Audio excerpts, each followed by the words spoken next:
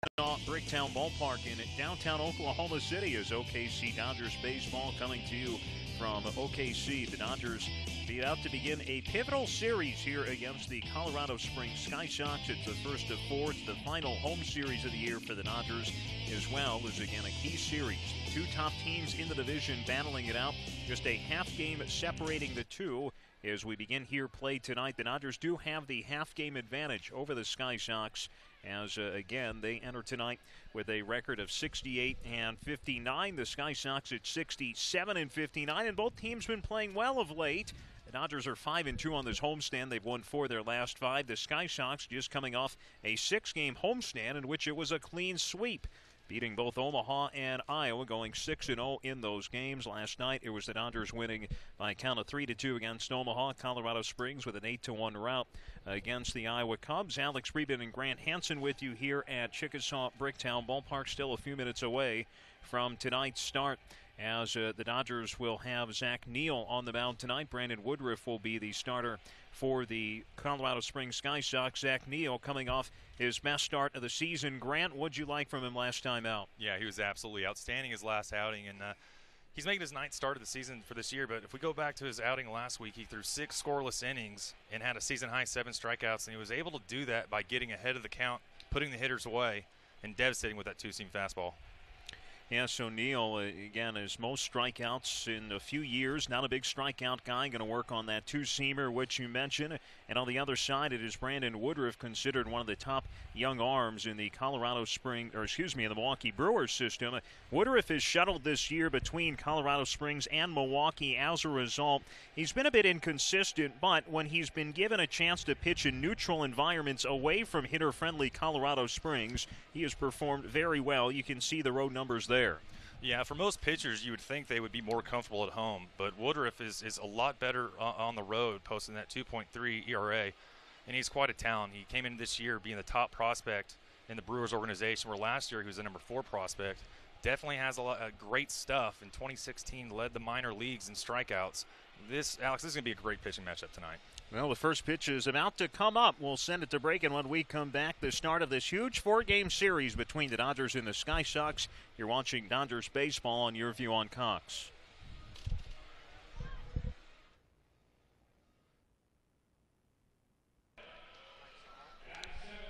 And again, just about to get underway here at Chickasaw Bricktown Ballpark between the Dodgers and Colorado Springs, the top 2 teams of the division. They've been the top 2 teams in this division the last 3 seasons. Here's the starting lineup for the Sky Sox, presented by the Air Force Reserves. Nate Orff, one of their best overall hitters, will be out of the leadoff spot. Tyler Saladino and Reimer Liriano after that. Domingo Santana, Clint Coulter, just brought up from Double-A, will bat 5th. Jet Bandy, the catcher tonight. Andres Blanco, Eric Sogard, and Brandon Woodruff fouls things out as the Dodgers, again, will have to contain that lineup presented by the Air Force Reserves. We just talked about Zach Neal, who is a split this year between OKC, a brief stint with the Los Angeles Dodgers, and some time in the Reds organization as well at AAA Louisville, and coming off those 6 scoreless innings against the Iowa Cubs with OKC. 48 2/3 innings pitched, 36 strikeouts against 10 walks, and opponents batting .253. Nate Orff leading off for the Sky Sox. And one of their team leaders the last few years. Orff hitting .298 entering tonight. They'll bat from the right side of the plate. Third baseman Farmer a bit in. Neal's first pitch, a strike. We're underway right on time here at Chickasaw Bricktown Ballpark. Yeah, it's a great start for Neal right there with strike 1. And what he's going to do is you're going to see a good 4-seam fastball, high 80s, low 90s, followed by a little slide piece. That's absolutely devastating when he gets it down in the zone. It's 93 degrees right now at Chickasaw Bricktown Ballpark. Last night the winds are fairly stiff from right to left at around 15 miles an hour. Ball and a strike to Orff starting off the game. Pitch misses downstairs for ball 2. Neal 6 scoreless, allowed 3 hits, all of which were singles against Iowa. Did not allow a walk. 7 strikeouts, which was his highest total in about 3 years. 2-1 to Orff. And now he's behind him at 3-1. Yeah, that outing he had, I believe, is on the 18th. You know, for a guy that doesn't strike out a lot of guys, he was able to use that two-seam fastball against those left-hand hitters, which was he was attacking that knee and basically would slide right over to that inside part of the plate. And then when he'd get ahead, usually would back foot that slider as well. And struck out for the first 5 he faced in that game. Retired the first 10 batters he faced, but he's in a full count in his first opposing batter tonight. Orf has done a lot of damage against the Dodgers the last couple seasons. He'll swing and hit a line drive into left field to open up the ball game. And the Sky Sox get a leadoff single by Orf. Neal retired the leadoff man all 6 innings last start. Dodgers defense, outfield left to right is Andrew Toles, Alex Verdugo, and Kyle Garlick. Kyle Farmer at third, Donovan Solano the shortstop, Tim LeCastro at second base, Edwin Rios the first baseman, Rocky Gale the catcher, and definitely going to be a spotlight on Rocky Gale. The Sky Sox lead the league in stolen bases. Orf's got 22 of them. First pitch to Saladino, misses down and away. Saladino split this year between Milwaukee and Colorado Springs primarily. 30 games with the Sky Sox. You see his totals. Last night, 2 for 4. Had a solo home run, couple RBIs in all against Iowa. Next pitch called for a strike. Now the Dodgers have won their last 2. Sky Sox on a 6-game winning streak, a season high. Both teams had been struggling until this past week. For a while, it was looking like neither one wanted to take charge and try and win the division. 1-1 to Saladino. Pitch is grounded to Farmer. Over to LeCastro for 1. Throw to first in time for the double play. That's a pitcher's best friend right there. And you saw with Neal, he has such a great downhill plane that is able to get those ground balls to induce a double play. Dodgers go around the horn. They turned 2 double plays last night, 3 double plays the night before that against Omaha. Neal, who relies on that sinker so much, gets his 6th ground double play in his time with OKC. Bases will be empty for Reimer Liriano. First pitch is taken for a strike. Now Liriano is split his time between Colorado Springs and Salt Lake. First 3+ months of the season with Salt Lake. Then signed with Milwaukee to a minor league free agent deal on July the 20th. He's been with the Sky Sox since. Grounder to third. Another easy play for Farmer. And Zach Neal off to a good start tonight after the leadoff single. A double.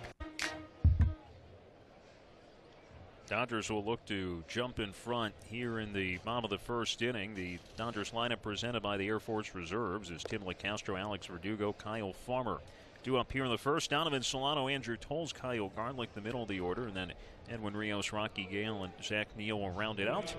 Dodgers facing off against Colorado Springs, Milwaukee Brewers AAA affiliates, so the National League rules in place. Dodgers facing off against right-hander Brandon Woodruff, who split this year between Colorado Springs and Milwaukee. It's a 16th start with the Sky Sox.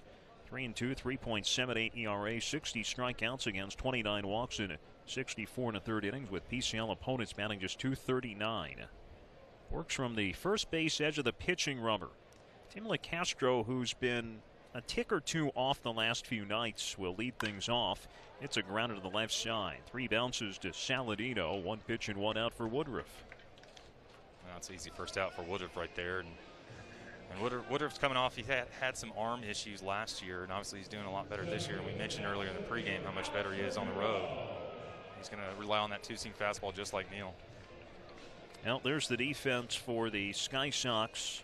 Coulter, Liriano, and Santana the outfield. Orf and Saladino on the right side of the left side of the infield. Sogard and Blanco on the right side, and Bandy the catcher. Base is empty for Alex Verdugo. In a slump of late, but still leads the league in batting average at .332.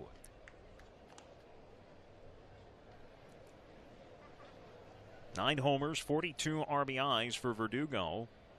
Last night was 0 for 3 with a walk. Takes low for ball 2. He's 0 for his last 13 and has seen 13 points come off his batting average as a result. But again, still the leader for the batting title at the moment with 13 games left. Takes strike 1. Dodgers have faced Woodruff once before this season. It was at this ballpark on May the 5th. It was an abbreviated outing, only 2 2/3 innings. Had a rough first inning in that one. I shouldn't say a rough, but he really labored in the first as he misses high. He ended up not allowing any runs, but had to throw 30 pitches to get through the inning. Dodgers got runners at second and third with none out, but then he got 2 strikeouts, a walk low the bases, but he got a pop out to escape the jam. Gave up a run in the next inning on a home run by Rocky Gale. 3-1 is called for strike 2. There you see a good fastball on the outside part of plate at 95. And back when Woodruff was he was moved to the bullpen after he had hurt his arm, and he was able to throw 92, 95 and touch 97 out of the bullpen, but they like him as a starter. See good velocity right there in the first inning. Full count to Verdugo. He'll take it low for ball 4. Now Verdugo, his walks are down from last year, but they've started to creep back up. That's the 5th one he's drawn on the homestand. So even though he's hitless on the homestand, he is still getting on base at a fairly good clip. Man reaches for Kyle Farmer. Farmer last night 1 for 4. And these two teams have not played each other since mid-May. Dodgers are 3-4 against the Sky Sox. They won the first 3 meetings, but have lost the last 4. Woodruff missing outside with a breaking ball. Now Woodruff, because of his constant going back and forth between Milwaukee and Colorado Springs, he really just has never gotten in a full routine all season long.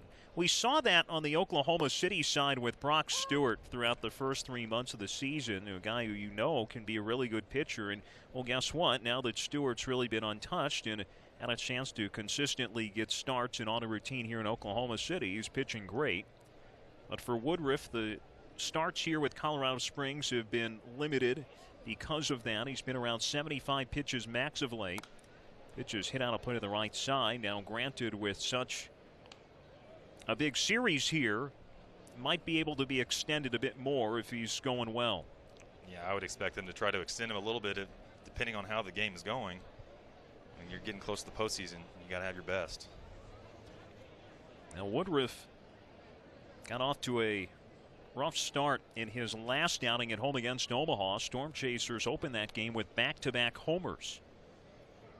There goes the runner. Pitch is swung out and missed. Throw down to second. It's on a bounce and will skip in a shallow center. Verdugo getting up, going to third, and Saladino will hang on to it. Now Verdugo's got his 7th steal. There's also a throwing error on Bandy on the play. Now it was a swinging strike 3. Good throw, would have been a bang-bang play.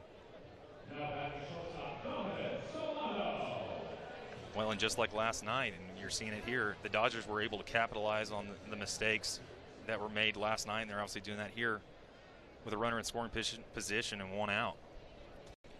Yeah, we'll see if Donovan Solano, who's been quiet of late, can come through with 2 out in the first inning. Dodgers scored in each of the first 3 innings last night. Solano takes the first pitch for a strike. Solano just 2 for his last 25, but he did single in his final at bat last night. And hopefully that can carry over to today. Defense will play him straight up. Fouls one back to the screen, and now Woodruff ahead at 0-2. Now this is where you'd like to see a slider, but this has kind of been the one negative for Woodruff. He's been very inconsistent throughout the year with that slider. His 1+ pitch is the changeup.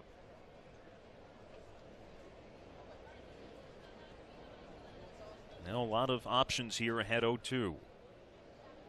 They want it up, get it up. Solano fouls it back. Well, like you said, Alex, a lot of options, and they just got more options right there by changing the eye levels of the fastball up. When he's throwing 95, 96, that's getting on you pretty quick. Woodruff, 6'4", 215 pounds, a Mississippi native.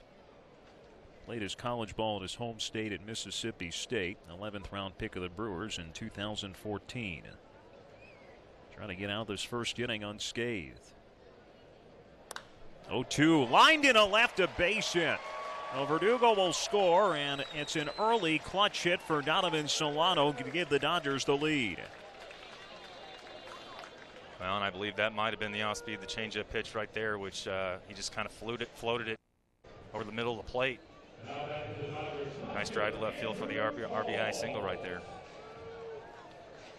And Solano, not doing anything particularly special there, just making sure to put the ball in play with 2 strikes. The Dodgers, clutch hitting has been lacking a bit lately, and they get a big 2-out RBI single right away in the first.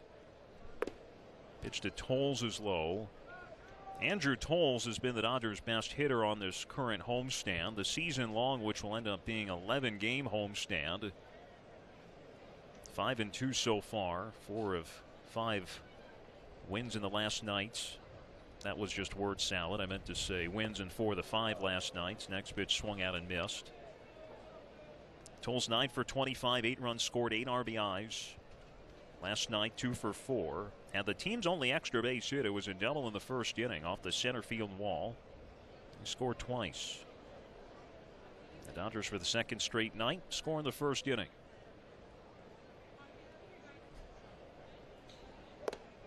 It's a fastball by him for strike 2. Yeah, and runs earlier in the game are very important when you're going to have a pitching matchup like this. So it's good to see Oklahoma City start strong in this game as they did last night. Woodruff allowing at least 1 run in the first inning for a second consecutive outing.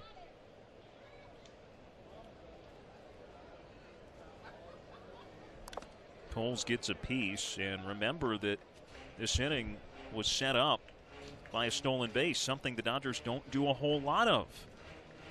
No, and you'd like to see that a little bit more, but when the runs have been hard to come by and you have a matchup like this, you got to be you can't be as aggressive as you'd like, because those runs are important. But as you see, when you are aggressive on the base pass, you get guys in scoring positions, good things happen.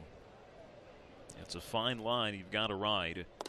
Tolles takes high because, as you said, you want to try and make things happen, but the second time, if you're struggling enough as is, the last thing you want to do is create an out on the bases. Well, yeah, and on that stolen base, it was a pretty good throw, and if they would have picked that ball and got the out right there, that just kind of killed that whole momentum they had going into this game.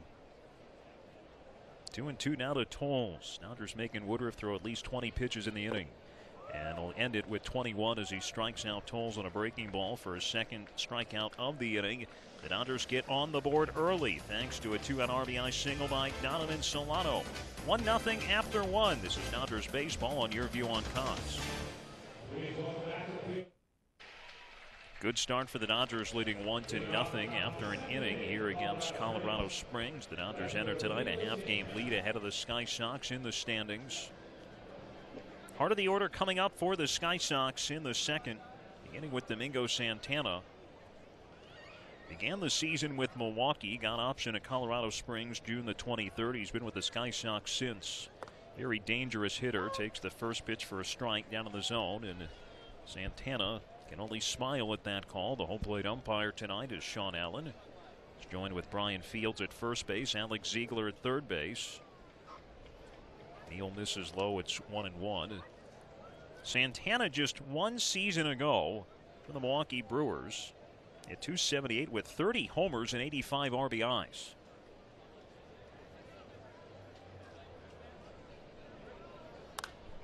Grounds 1 foul as Neal gets ahead in the count at 1-2.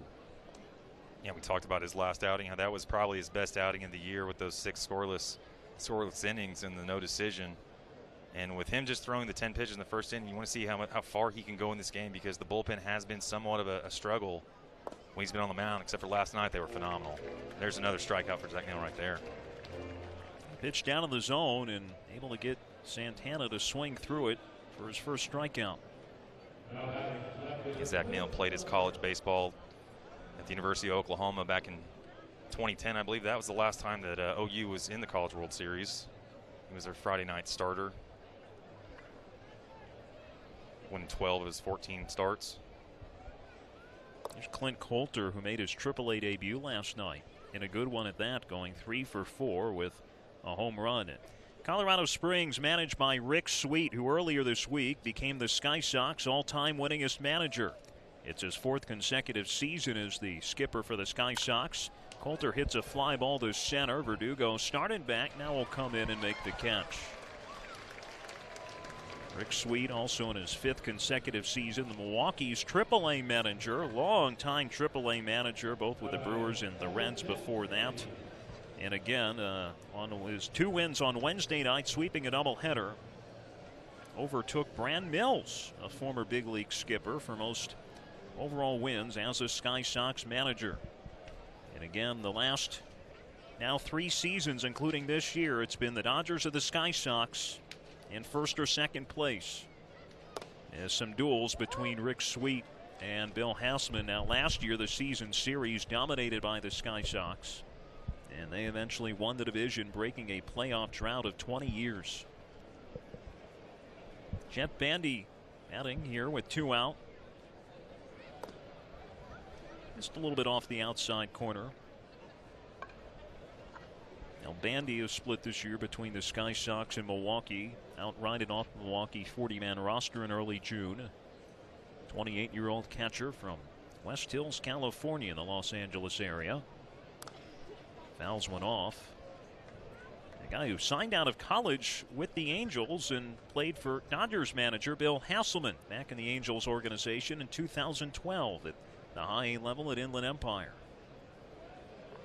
And was talking with Bill Hassman about it today. He said he would not have foreseen Jeff Bandy eventually becoming a major league catcher at that point in his career, but to his credit, steadily improved and got himself there.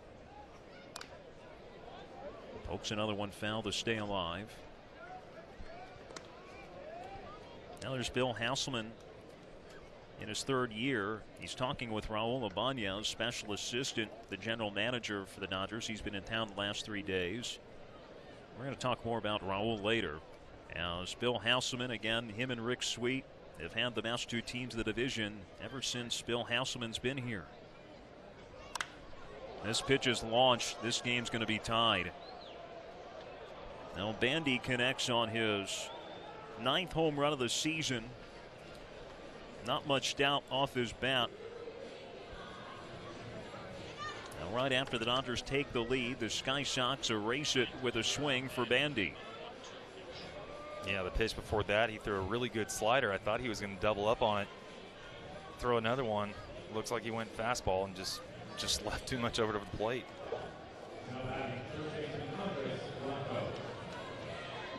Neal's 5th home run allowed with Oklahoma City. Well, as I always say, if you got to give up home runs, that would be solo home runs. There are a lot of good pitchers in the history of baseball who gave up a lot of solo home runs. Andres Blanco takes around the knees for a strike. Well, we talk about how good Zach Neal's 2-seam fastball is, and if he's not throwing that 2-seam with a lot of movement on it, it doesn't really help with the slider, because that's something that is good for Zach Neal. It's hard for the hitters to pick up that fastball and that slider when he's on. Blanco last night 1 for 4. Has 1 hit, a double. 34-year-old veteran, last several seasons with the Philadelphia Phillies. Signed with Milwaukee to a minor league deal in April. Neal ahead of him at 0-2. Went down and then knocked him in his left wrist. Now Blanco's had a couple of stints on the Sable list. It's the first time he's played in a game against the Dodgers this year.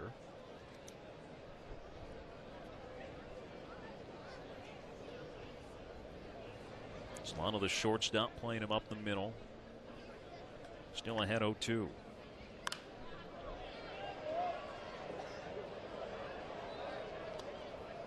Dodgers pitching staff has done a good job for the most part this series, but the one thing that has happened this series that normally does not is give up home runs. That's now 4 straight games they've given one up.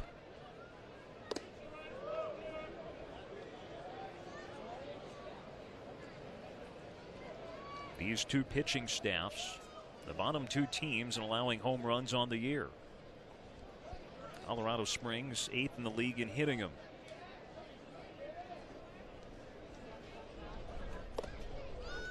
There you saw the good 2-seam fastball inside to a left-hand hitter right there, and that's why he was so effective at his last outing where he had the season-high punch-outs. He was able to throw that on the inside part of the plate against a lefty where it looks like it's going to go right at his knees, and it slides right back into the inside part of the plate. Fouls off a breaking ball, and Blanco and Neal in a battle here with 2 out. The inning started with a couple of outs before Bandy's home run to tie the game. Colorado Springs, during their current 6-game win streak, have outscored their opponents 43-17. Now, granted, those were at home, where they know how to take advantage of that home field advantage out at Security Service Field. Swinging a liner, softly hit, but into right center for a base in. That was a good at bat by Blanco. Back-to-back hits, keeping things going here for Eric Sogard. Yeah, there you saw a changeup right there for Neal, which he hasn't thrown any of those yet tonight. He's basically been that two-seam fastball with that slider.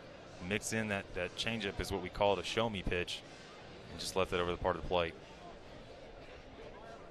And on for Eric Sogard, who's played in 20 games with the Sky Sox.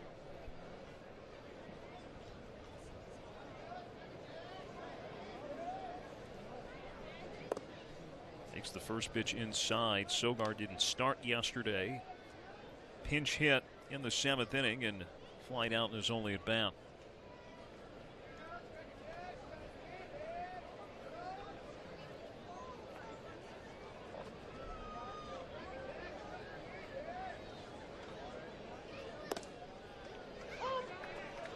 Catches the corner that time for strike 1. First time Neal has faced Colorado Springs this year. 4 previous career starts, either with Sacramento or Nashville when he was in the A's organization. 1-2 career record with a 4.3 ERA. Most of those games, though, in Colorado Springs. Rounded to first, it's foul. Last meeting was April the 23rd, 2017. Got the loss as Nashville fell 6-5. Gave up 5 runs in 7 hits, including 2 homers. For the 5 runs, scoring on homers, gave up a solo homer in the first and a 3-run shot in the 6th. Gave up a solo home run earlier this inning to tie the game.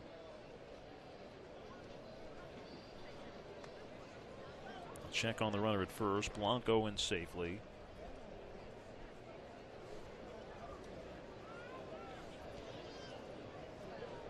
Well, and after Neal gave up that home run, the next batter, he got aggressive and was 0-2 in the count. And right here, and he's still in a good pitcher's count. Put him away. Can't do it. Grounded into right field. The 3rd straight hit with 2 out. Again, as you just mentioned, Grant, he has been ahead of all 3 batters. And that's kind of the downside, I guess you could say, of a two-seamer. If it doesn't have that good two-seam arm side movement, you're going to leave it up, and then you're going to start seeing balls in the air. And Zach Neal's not that kind of pitcher. He wants those ground balls, the downhill plane. And when you have 2 outs right here, you just got to let your defense work. Just keep being aggressive, locating the two-seam fastball, and mixing up your pitches and location. Now got to take care of business here with the opposing pitcher at the plate. And he gets him to ground it right back to him. Now that'll end the inning, but Colorado Springs able to even the score with Jet Bandy going deep here with 2 outs to start a bit of a rally for the Sky Sox. So Bandy, with his 9th home run of the year, has made this a 1-1 game. He knew it, we knew it, and we head to the bottom of the 2nd and tie here on Your View on Cox. Last night, scored in each of the first 3 innings. We'll look to do it at least in the first 2 innings tonight. Getting on the board in the first, and it will be Kyle Garlick to lead things off here in the bottom of the 2nd.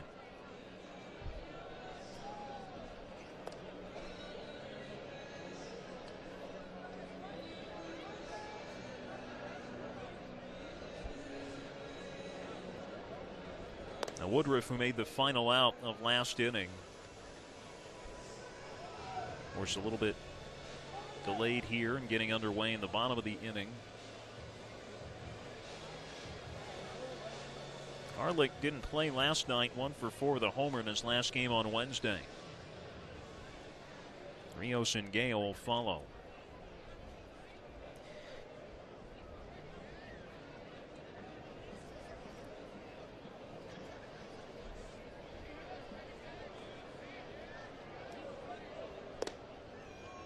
Woodruff misses. Oh, it's a high strike. Pretty generous call right there.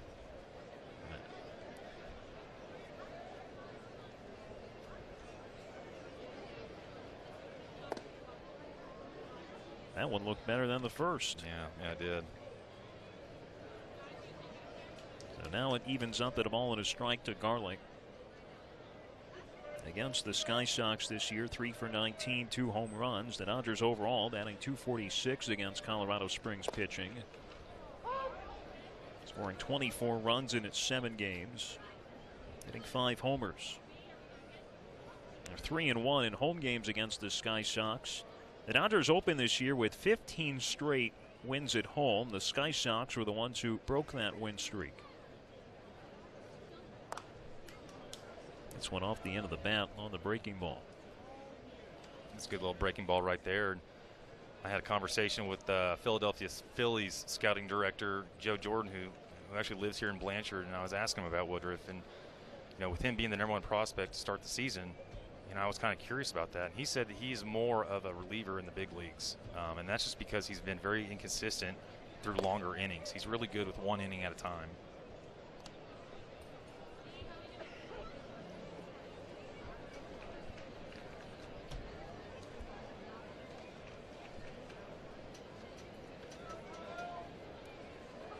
Two and 2 to Garlick starting off the inning. You just saw some footage of last night's win. Garlick with a liner over a leaping Saladino into left field for a base hit.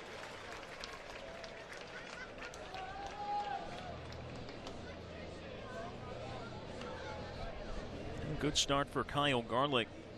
Just 3 for 19 in the homestand entering tonight. Now that's one way to beat a shift. It's a man on for Edwin Rios. Coming off a big series against Omaha and had a 3-hit night last night.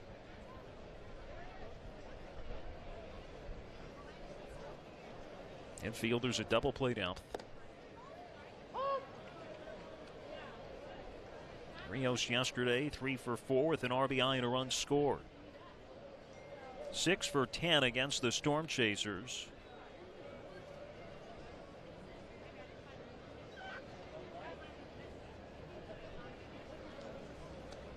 Another throw to first, and Garlick in safely.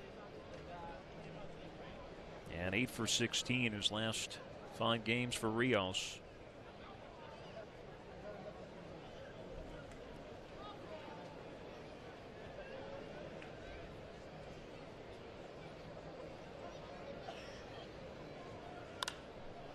Sends one out to play the left side.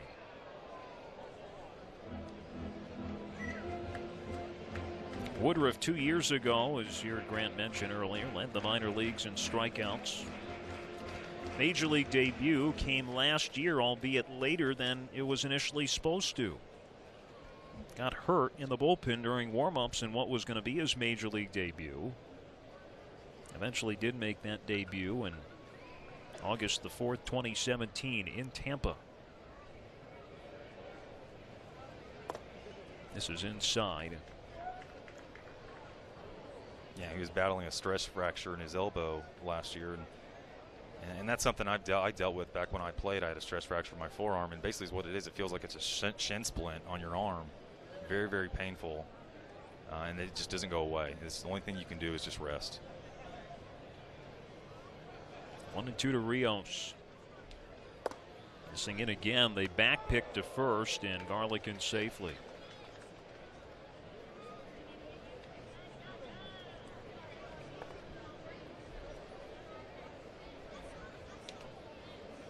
Garlick not a huge threat to run.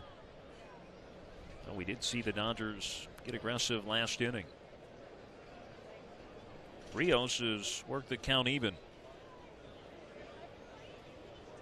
And got him. Fastball in the outer part of the plate. 3rd strikeout for Woodruff tonight. Yeah, it's just a good location on a fastball away right there. Frees him up for the punch out. Rocky Gale now the batter. Hale didn't play last night, 0 for 3 with an RBI on Wednesday. Mentioned last inning, he homered off Woodruff last time the Dodgers faced him.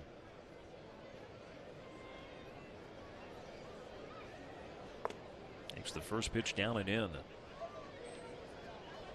Even that pitch missed, had some pretty nasty movement. Yeah, and you can see why the Brewers like him. 95 miles an hour with good movement like that. It's just the key is he's just got to get more consistent, and that's where his mechanics are very inconsistent. Sometimes it's all over the place.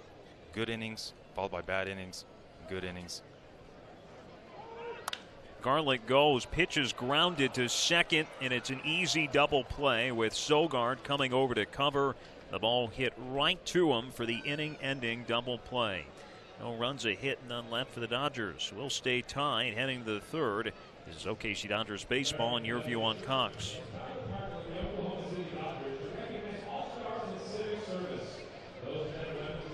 Will be after the season, a lot to be determined between now and then. Now, Colorado Springs, not only did they tie it in the second, they were able to extend that inning for a while and eventually extended it through the pitcher spots at the top of the order, due up here in the third. Nate Orf leads off, singled his first time up. First pitch called for a strike.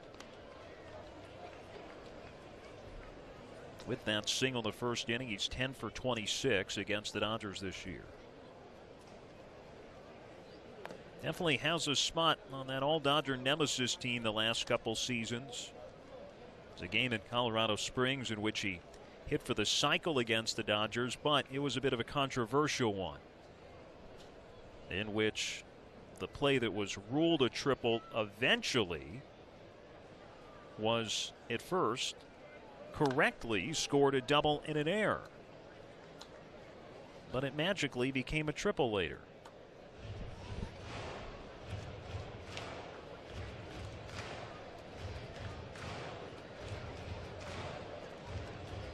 Nate Orf signed as an undrafted free agent by the Brewers 2013, signed for $500 and made his major league debut earlier this season. No, I was just going to mention that this inning, Neal's two-seam fastball, his two-seam sinker and that slider looks so much sharper than inning 1 and 2. He's working both sides of the plate here. He looks a lot sharper this inning than he did the first two. It's good to see him rebound after that last inning.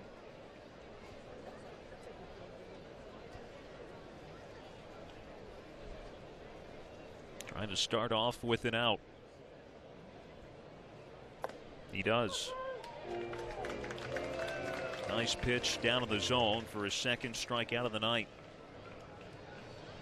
Yeah, and there you can see when he does have that downhill plane, the good run on the two-seam, he's able to run that in on the righty. There you see right here, just great pitch sequence. This at bat. Just freezing right there. Great pitch.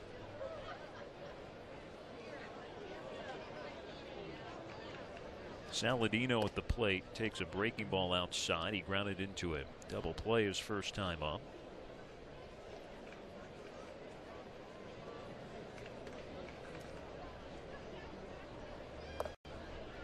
Pitch is taken for a strike. Acquired by the Brewers in a trade with the White Sox in April. 29-year-old from San Diego. Played collegiately here in the state of Oklahoma up the turnpike at Oral Roberts. It's a liner over the head of Solano into left field for a base hit, as the Sky Sox have started off this game 5 for 11.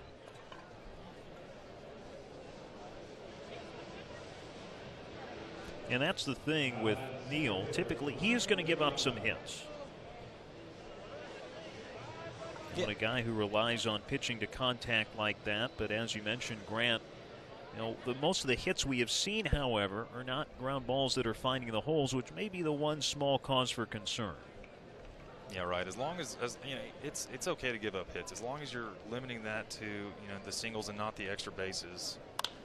Grounded left side, diving stop by Farmer over to second. The throw to first is in time. That ends the inning. Farmer makes a diving stop to his left, had a little trouble getting it out at first.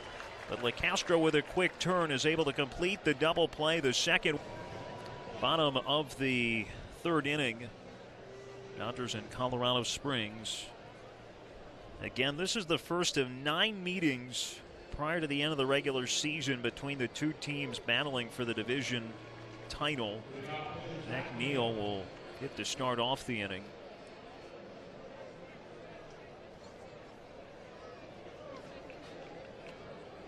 When the schedule first came out, you had a feeling that this team, these two series could play in a division race, but I don't think you necessarily expect it being just a half-game difference as you start.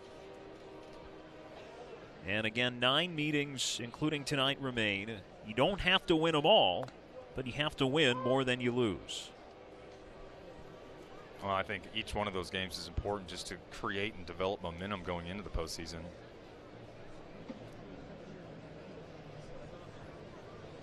Neal is hitless on the season. Well, pokes it into play down the first base line. Blanco will field and spin and toss to Woodruff for the out.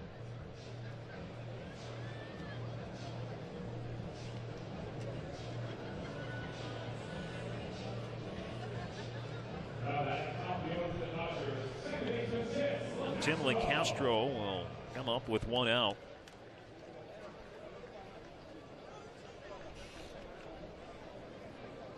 LeCastro grounding out of the first pitch. Woodruff threw tonight. Now LeCastro is now 0 for his last 12. He's a guy who plays so hard that, you know, watching last night, I thought he could use a day off today, and asked Bill Hassam about it. He said for this first game, he has to be in the lineup. It says there's a good chance he'll probably sit tomorrow. But here in the first game against such an important series, the kind of competitor Tim LeCastro is and what he means at the top of this order, he's got to be in there. Yeah, absolutely. You got to give him an opportunity to fight through this. It's a close pitch right there. Now LeCastro will take it for ball 1.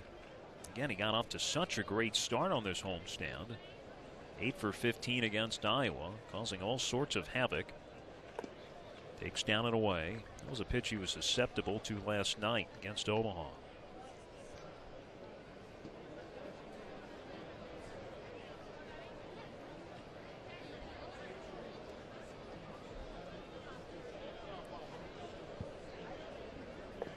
Oh, did he go? No, he did not. Brian Fields, the first base umpire, said he held up. I think that's what makes Woodruff so dominating at times, is because he does throw very hard and with good movement. And when he does that and he's able to locate the fastball, he's able to mix in that slider, which just has great movement. But Castro's works it to a full count. Grounds one left side. Orf to the left. Fields throws to first. There's 2 away.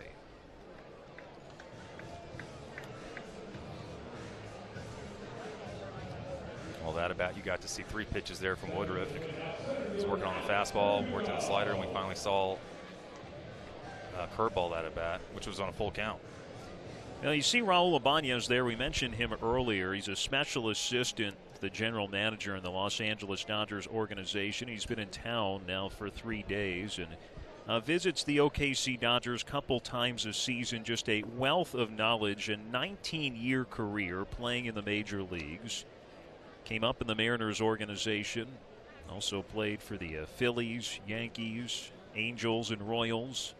And able to sit down and talk with him for a long time today. Recorded an interview segment for our radio broadcasts, as he's someone whose name in the past has come up for big league managerial openings. Was known throughout his career really as that consummate teammate, the consummate professional.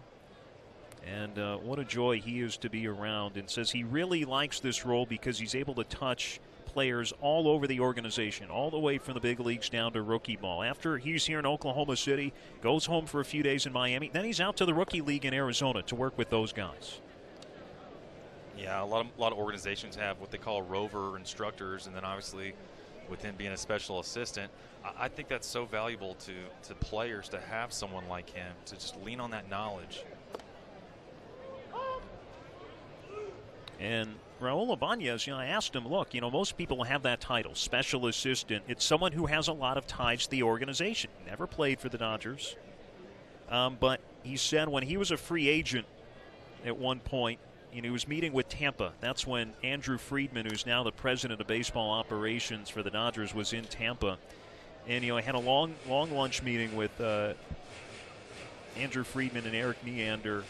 And his agent called him after the lunch meeting. He said, how'd the meeting go? He said, it went great. I don't think it's going to be a right fit playing-wise, but I've just made two good friends down the road. And it seemed like it was just a natural fit to kind of come into the fold with the Dodgers a couple years ago. Now, Alex Verdugo, meanwhile, another quality at bat. He walked his first time up, and I know Alex Verdugo specifically a guy that Raul Ibanez has been talking with the last few days. 3-2 grounded right side, and it's through for a base hit. Verdugo on base for the second time tonight.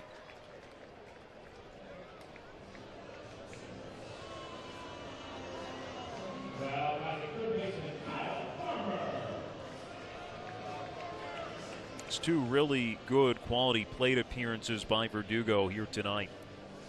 Yeah, I was just about to say that was a fastball away, kind of up in the zone. He was able to pull that through the hole right there. Solano's on deck, but the man at the plate is Kyle Farmer. Struck out his first time up, a shift on with Sogard to the left of second base. Check on Verdugo, who stole a base and came into play in the first inning, eventually scored after getting himself into scoring position. That, however, was with one out. Now he's on with two out, and Farmer at the dish. Grounded left side. Orf up with it over to second to end the inning. The Dodgers get no runs on one hit, and they leave a man on base. It's 1-1 after 3 innings. We'll keep it here for Home Run for Life. Let's toss it to public address announcer Doug Sturgis. Ladies and gentlemen, please direct your attention to the field as the Oklahoma City Dodgers and Integris Health recognize Paul Ferguson. Paul, a Bethany resident, had a history of cardiac issues.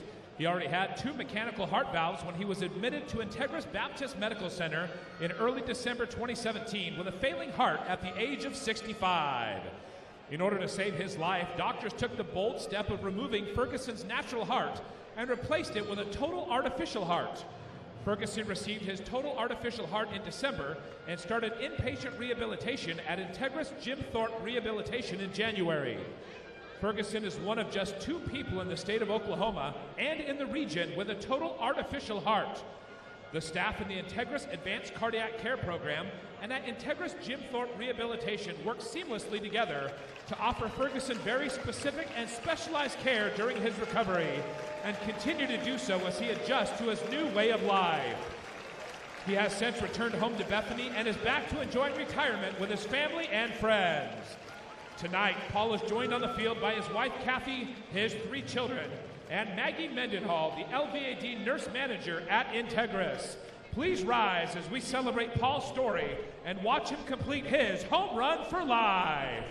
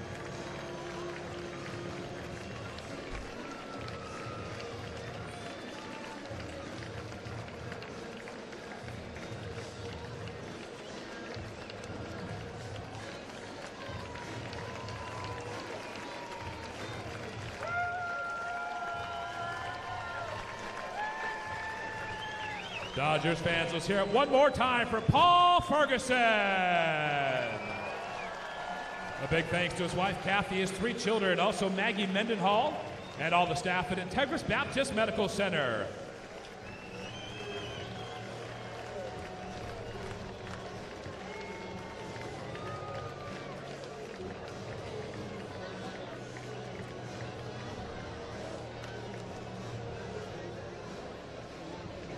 Final Integris Home Run for Life honoree of the season. Always a great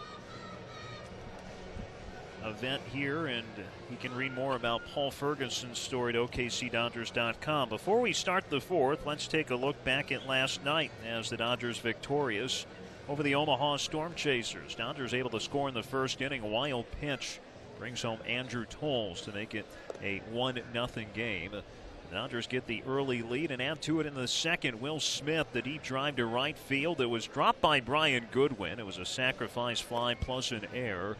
And Edwin Rios scores. Dodgers leading 2-1 at that point.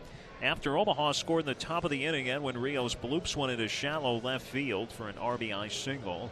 Dodgers took a 3-1 lead in the 3rd, but in the 4th, Nicky Lopez leads off the inning, goes out to straightaway center field for a solo home run. Made it a 3-2 game, but neither team scored the rest of the night. Lockdown pitching for the Dodgers thereafter, especially by the bullpen, and they end up winning 3-2. Zach Neal back on the mound here. It's 1 run, 5 hits, 1 error for the Sky Sox. 1 run, 3 hits, and no errors for the Dodgers, although Neal has given up 5 hits through 12 batters faced. He has induced 2 ground ball double plays.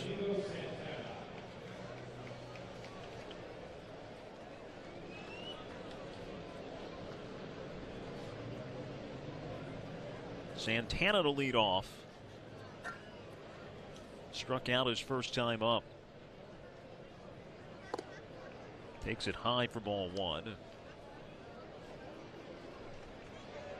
Santana, it's an interesting backstory. He had early in his career played here in Oklahoma City, 2014, when the team was affiliated with the Astros. He was born in the Dominican Republic, but spent some years growing up in New York, spent some years growing up in the Virgin Islands as well.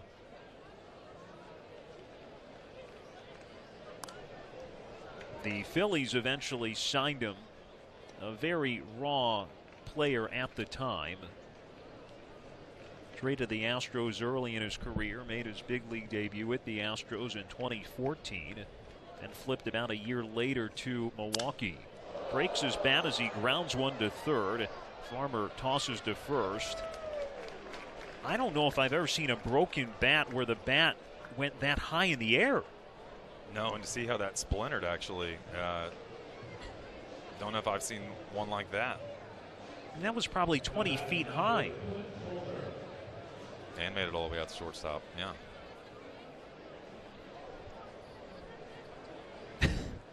That is something. You just never know what you're going to see, huh? Day in, day out.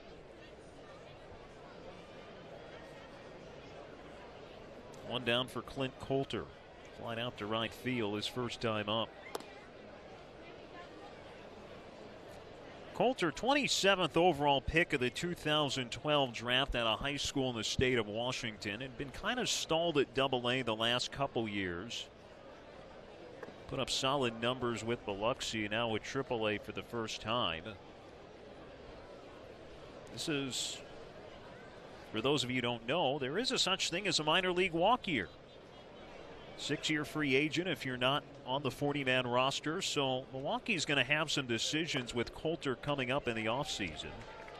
Either you protect him on the 40-man roster or let him become a minor league free agent.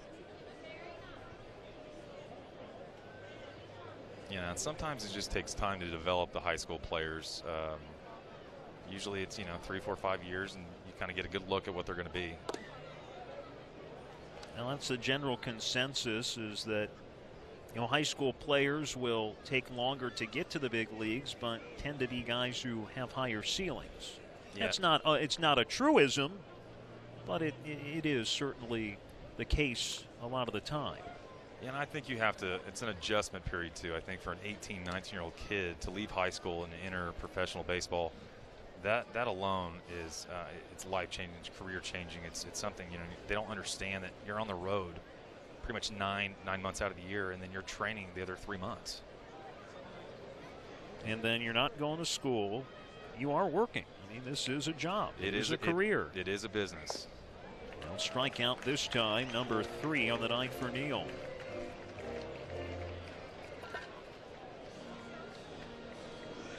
See, that was the 54th pitch for Neal right there. 39 of them for strikes. Just good movement right there.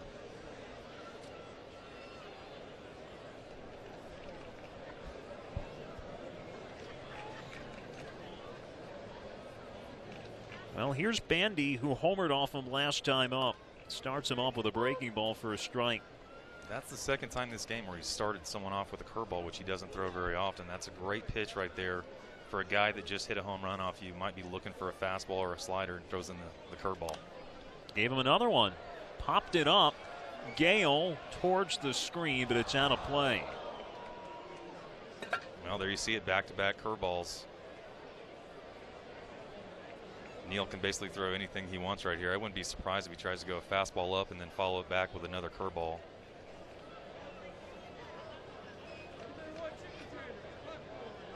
Neal has tended to pitch well at this ballpark this season, and when he was with Nashville early in his career, he pitched well at this ballpark. Of course, pitched here in college, both in Bedlam in the Big 12 tournament. And Grant on cue, he goes fastball high, but Bandy takes it. Yeah, I would probably think right here. I don't know if you're going to see the curveball right here. I think you are going to see something down low and away in the zone. This is probably where you're going to see the slider or go with the two-seam inside. Rounds it foul. Chet Bandy, University of Arizona product.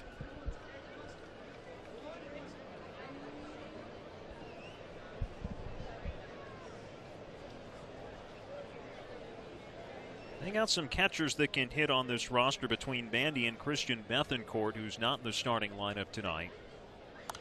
There's another breaking ball. It's hit in the air towards the seats and out of play. Yeah, as I mentioned last inning, Neal just looks so much sharper with his pitches since the third inning. I'm not saying he was pitching bad the first two, but for a sinker ball pitcher, you got to be able to get on top of the ball and have that downhill plane. He's definitely had it since the third inning. You just don't want to make a mistake right here when you're ahead in the count.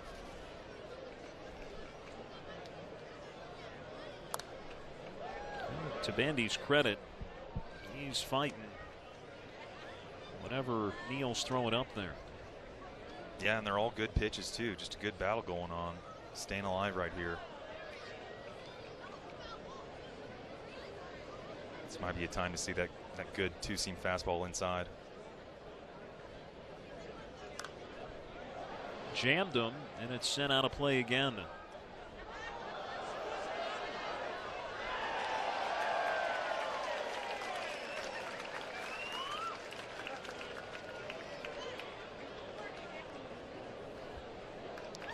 Back when I was playing minor league baseball, I was able to play with Gio Gonzalez, and he actually taught me something back as a 19-year-old kid. And he said, if you have battles like this and you're just not sure what to throw, he said, call time and act like you're going to throw the ball to the umpire and loft it in the air.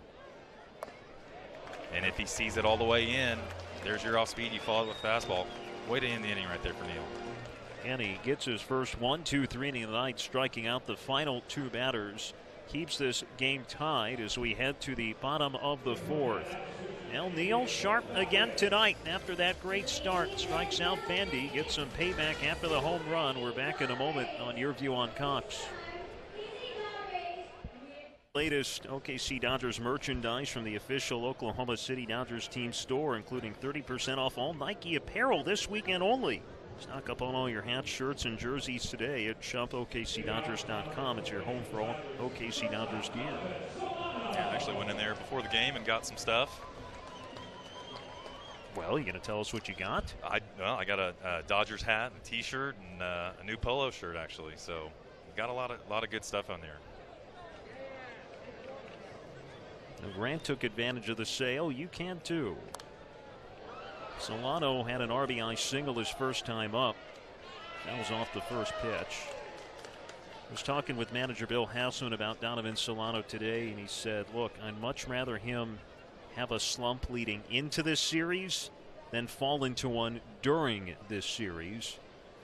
And you go back to last night, it sits in his last 2 at bats. This is a slow roller to the middle, and Saladino able to field and throw to first.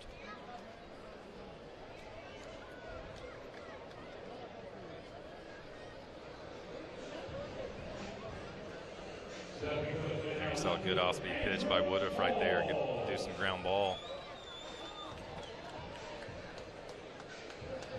You know, his numbers don't really do him justice. He has some really, really good stuff, and that's what's so surprising is at home.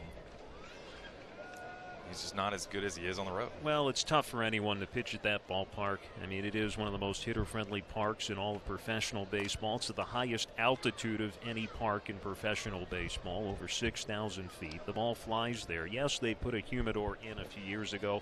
It has curbed home runs a bit, but it still does not take away the fact it's 350 down the lines, about 410 to straightaway center. There's just so much ground there, and singles become doubles, doubles become triples.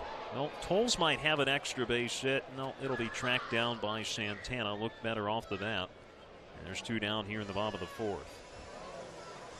But again, it's not surprising, to see someone who, when you give a chance to pitch in a neutral environment, that he puts up the numbers that he does. No, that's great. No, that's a great point. And especially when he's throwing 96, 97. I mean, the ball's coming off the bat really hard, so I'm assuming at home, those balls are going to carry a lot more. They're going to carry. Also, the infield plays faster. Of course, your pitchers aren't going to move like they do here. Kyle Garlick singled his first time up. And it was a struggle, for a lot of these pitchers in the Brewers organization to adapt. And their first year there, 2015, I mean, they led the league by walks. It wasn't even close, just because guys were, hesitant to, throw strikes, really. And but it has gotten better and better. Really credit Colorado Springs pitching coach Fred Dabney. He's done a wonderful job the last couple of years. They have an overall ERA of 4.5 when you're playing half your games in Colorado Springs is saying a lot. Well, Woodruff, with his quickest inning of the night, goes down 1-2-3 and ends it with the strikeout. So this game remains in a tie. Both pitchers sent the opposing hitters down in order. 1-1 going to the 5th on Your View on Cox. Dodgers and the Sky Sox again battling it out down the stretch. A half game separates the two. Now, the division ultimately is going to be decided by a half game. And the other side of the conference, again, Memphis well in front, Fresno and the Pacific Northern well in front. El Paso leads their division by a lot. So pretty much 3 of the 4 divisions are decided. This is the only one that is still up for grabs. They have 9 games against each other, including tonight. The other 4 for each, as Blanco takes outside. Dodgers will have 4 games in Iowa. Sky Sox will have 4 in Omaha.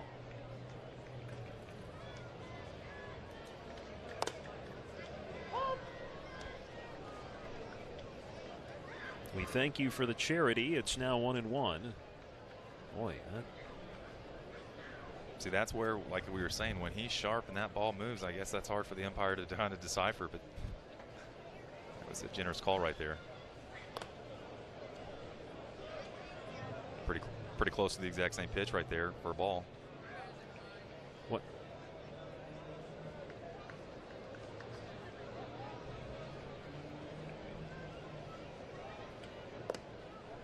Now he's behind at 3-1. Well, Neal, although he did retire the shine in order in the 4th, it took him 19 pitches. A lot of that had to do with Bandy, the final batter, who went along at bat. 3-1 sharply hit through the middle. Blanco's got his second hit of the night. Leadoff man on for the Sky Sox for the second time.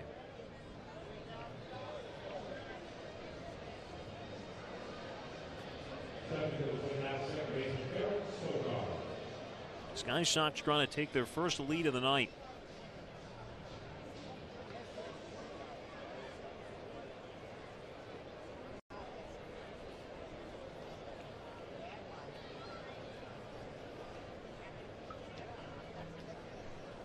Sogard singled his first time up.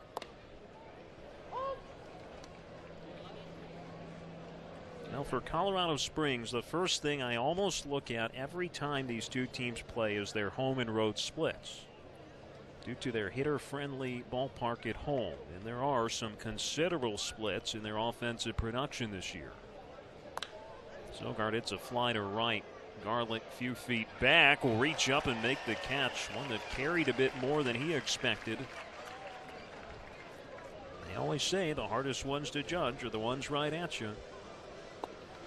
Well, we saw last night the wind was just causing havoc with the outfielders. We were down on the field before the game, and we could tell there was a shift in the wind. You see Garlick making up some ground, making the catch.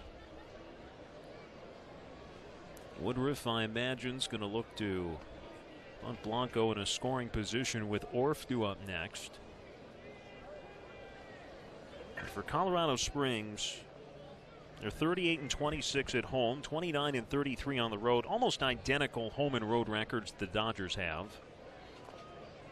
Fouls off that bunt. 308 average at home, 235 on the road. 6.6 runs per game at home, 3.8 on the road. 81 homers, 64 games at home, 50 home runs in 70 or 62 games on the road.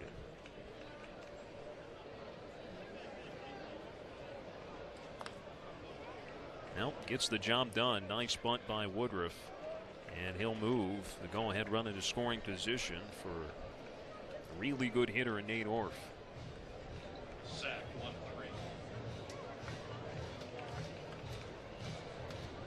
Now batting, third baseman Nate Orf.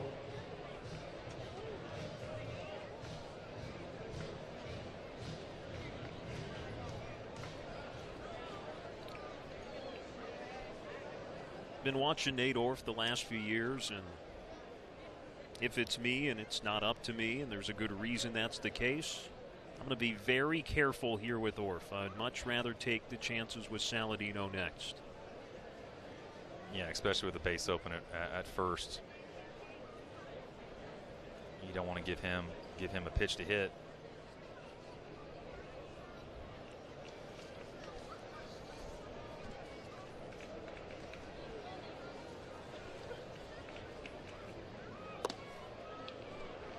Looked like a good pitch right there. Just missed.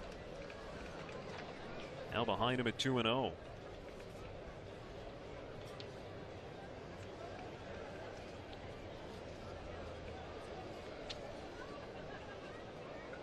Orf this year with runners in scoring position, hitting .352. Hits one in the air to center. Verdugo is there. He'll make the catch. And on a hitter's count, Neal gets him to fly out to center to keep the runner at second base and keep the game tied. We're halfway through here at Chickasaw Bricktown Ballpark. It's still 1-1. We've got the OKC Disc Dogs in the house tonight. Let's take a look at them here in between innings. Please welcome back to the field Lee Fairchild and Chris Myers of the Arkansas Razorback Disc Dogs, formerly known as OKC Disc Dogs, with Bear, who is the current regional pairs champion and will be competing in the World Finals next month, doing a pairs routine.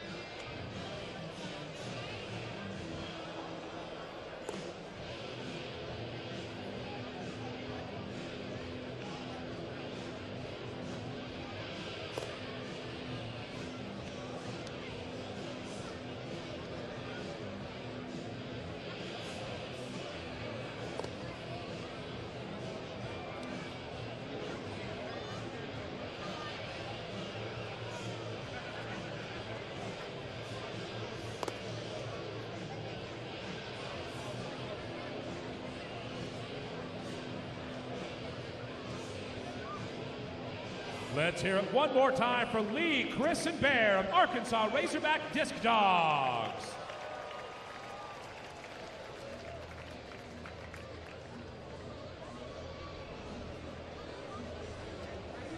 Leading off the bottom of the fifth inning from the Dodgers, first baseman Edwin Rio. Chickasaw Bricktown Ballpark. The OKC Disc Dogs. Edwin Rios will start off the bottom of the fifth. Woodruff's retired 7 of 8.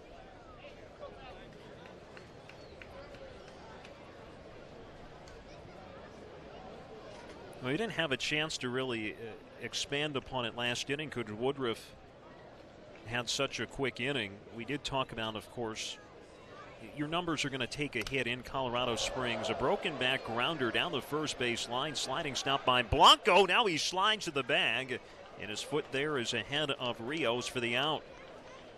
Another broken bat.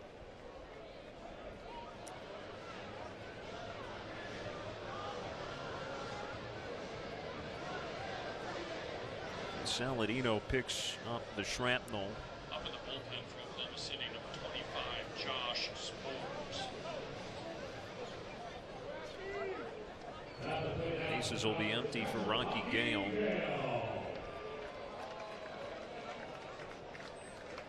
Now the pitcher spot is on deck. Neal is there for the moment. But depending on what Gale does here, they might go to a pinch hitter, and that's why Josh Spores is getting loose in the Dodgers bullpen in case he's needed.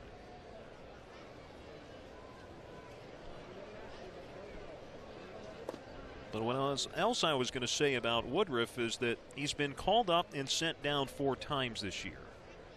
And when he's been with Milwaukee, he's been almost always out of the bullpen. And it's hard to be in a routine when you're constantly going back and forth. And I mentioned this briefly earlier. We saw it with Brock Stewart earlier this year for the Dodgers. I mean, first 3 months of the season, he was getting those frequent flyer miles like it was nothing. And as a result, his performance here in Oklahoma City suffered. But since he's had a more stable environment, he's taken off. And I think if Woodruff, say, were to be with the Sky Sox for a prolonged amount of time, the same thing would happen. A sharp grounder, but right to Orf, and there's 2 away, and with none on and 2 out, Neal will bat. Yeah, you're absolutely right, Alex. And, you know, as a starter, you have kind of a set schedule. You're going to pitch on one day, and you have a routine for the next 4 days before your 5th day start. And as a reliever, you're in the bullpen just waiting to be called. It's kind of hard to get in a routine. And then when the Brewers are trying to decide, is he a starter, is he a reliever, how does he project in the big leagues, I'm sure it is kind of difficult for him to get consistent with everything and get into a routine. He's definitely settled down in this game and throwing very, very well. Getting a lot of outs on not a lot of pitches of late. So Neal again will bat. Spores is sat down.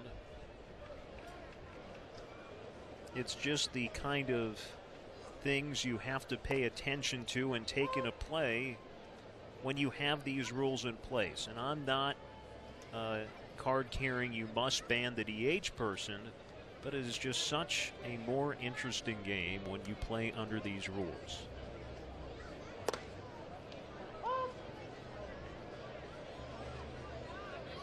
See Woodruff pitch number 65 in the first inning. He threw 21 pitches, so definitely since that first inning, he's settled down and having quick innings. He's got a good chance to have back-to-back innings with single-digit pitch counts.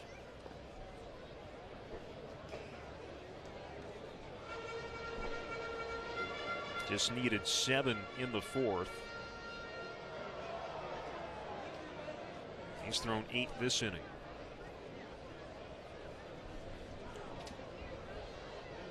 And it's good to see Neal at the plate. That just means he's going to be coming out for the next inning. Slow roller, and Orf cannot handle it with his bare hand. That'll be Neal's first base hit of the season. And that's all you ask your pitcher to do, is just put it in play.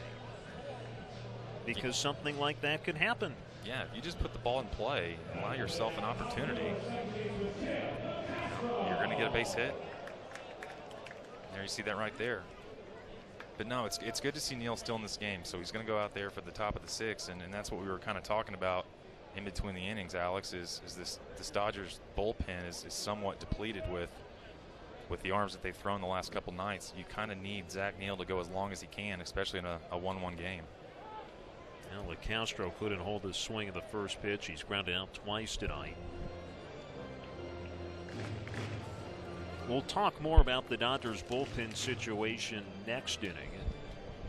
But there are some key arms that are not available tonight since they were used in both of the last two games.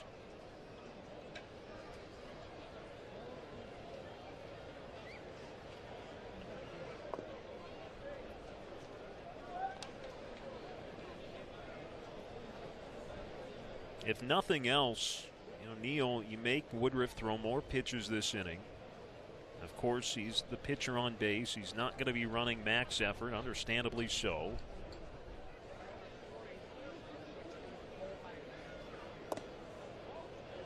Just a little bit outside for ball 2 to LeCastro.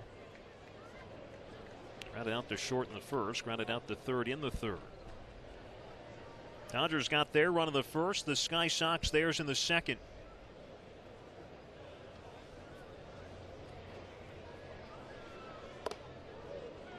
Now behind at 3-1 with Verdugo on deck. Now with the quality of the at-bats Verdugo has had tonight, obviously you'd love to see him come up with 2 on to begin with, but I think the way it looks like he's seeing and tracking the ball against Woodruff, it is, you'd really like to see him get up here in this inning. And he will. And a good at bat for LeCastro right there, just because he has been struggling a little bit at the plate, and he kind of looked a little uncomfortable at bat. And just sometimes just getting an opportunity to get on first base, that's what you need. Just a good quality at bat right there. He didn't try to do too much. Was able to get the free pass. Bandy will come out and have a talk with Woodruff.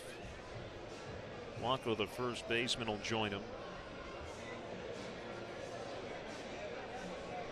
I'm sure Woodruff, in his mind, and for Colorado Springs, their coaching staff, 2 quick outs, pitcher at the plate. He's going to be back in the dugout in no time. Neal keeps it alive with an infield single, and now LeCastro draws the walk. Verdugo has walked and singled tonight.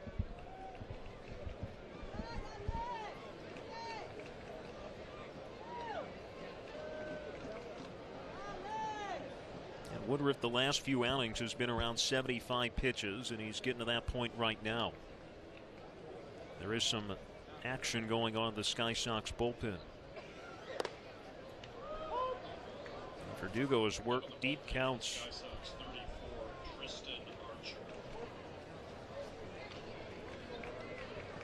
Each of his 2 times up, right-hander Tristan Archer, the man throwing for Colorado Springs.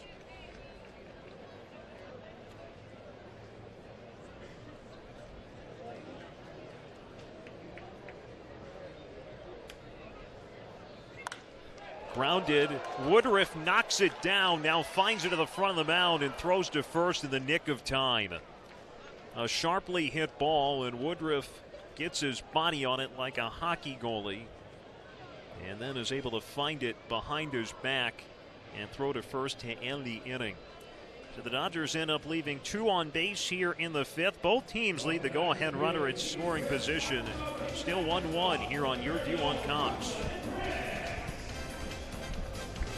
Another good outing thus far for Zach Neal. He has struck out 3 batters tonight. The first was Domingo Santana, and a couple more as the game has progressed, last of which Jet Bandy to end the 4th inning.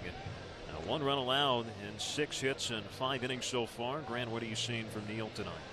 Well, you're seeing that he's starting to, get the ball down. I mean, I think it was that 3rd inning is when he was starting to get the ball down. He was kind of leaving the ball up a little bit. And for a guy that doesn't strike out a lot of guys, you got to have what gets you ground balls, and that's that 2-seam. It was really flat in the first couple innings, settled in, and now we're going to see Neal throw this 6th inning right here. 2, 3, 4 hitters coming up. Saladino, Liriano, and Santana. Spores is back up and throwing in the Dodgers bullpen.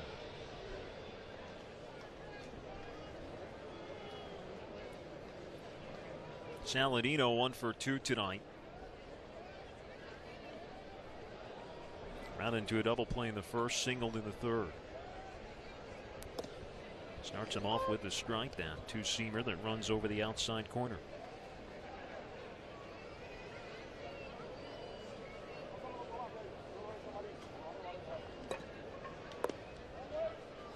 It's up the count to Saladino.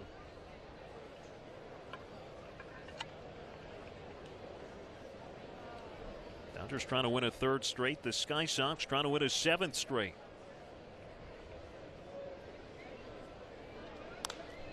Winner will have sole possession of first place, whether it's the Dodgers adding to their lead or the Sky Sox jumping in front.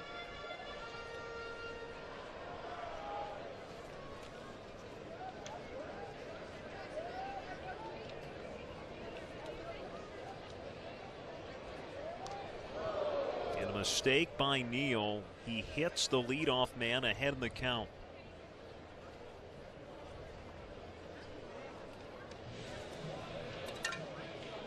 It's a man on for Liriano. Well, he sent ground balls to third each of his first 2 times up.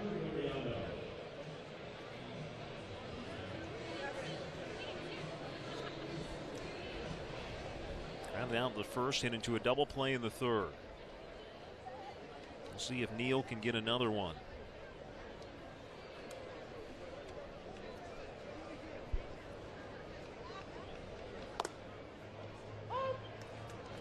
It's funny for Neal tonight.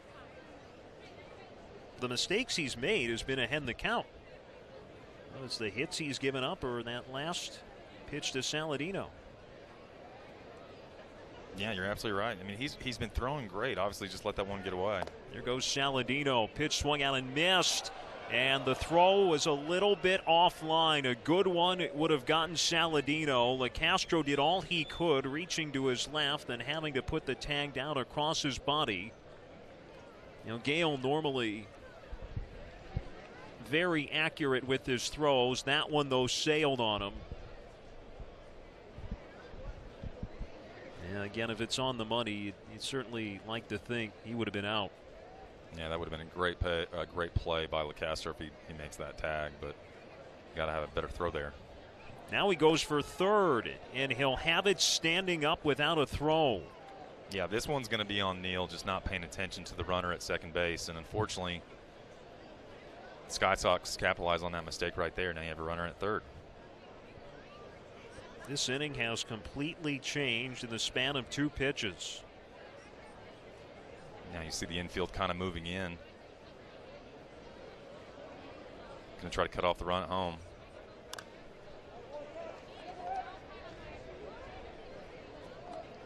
Well, you need a strikeout here, ideally. What do you think Neal should go with? I think he should stay with that two-seam fastball. The last thing he wants to do is elevate a pitch right here where you're going to have a sacrifice fly, and then you have Colorado taking the lead right there. I think you've got to stay low in the zone, so you've got to stick with what works for you, and that's that two-seam fastball.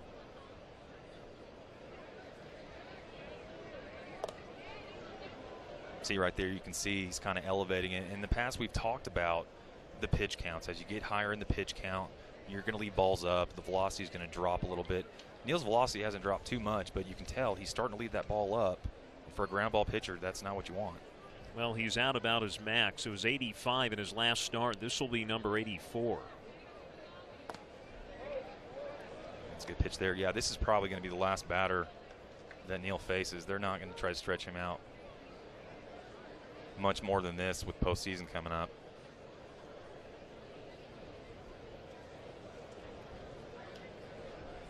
It's now a full count to Liriano.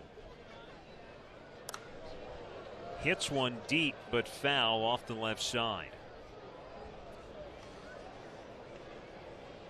Kind of a surprise to see a curveball in that 3-2 pitch right there, just because, you know, he threw that one down the middle of the plate and kind of left it up. I think you have to follow it up with a fastball low and in right here.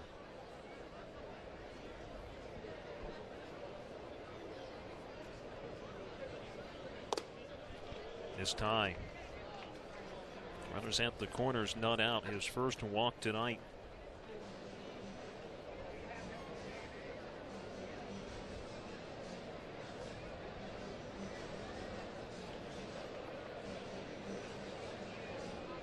Bill Hausman telling Rocky Gale to go out and talk.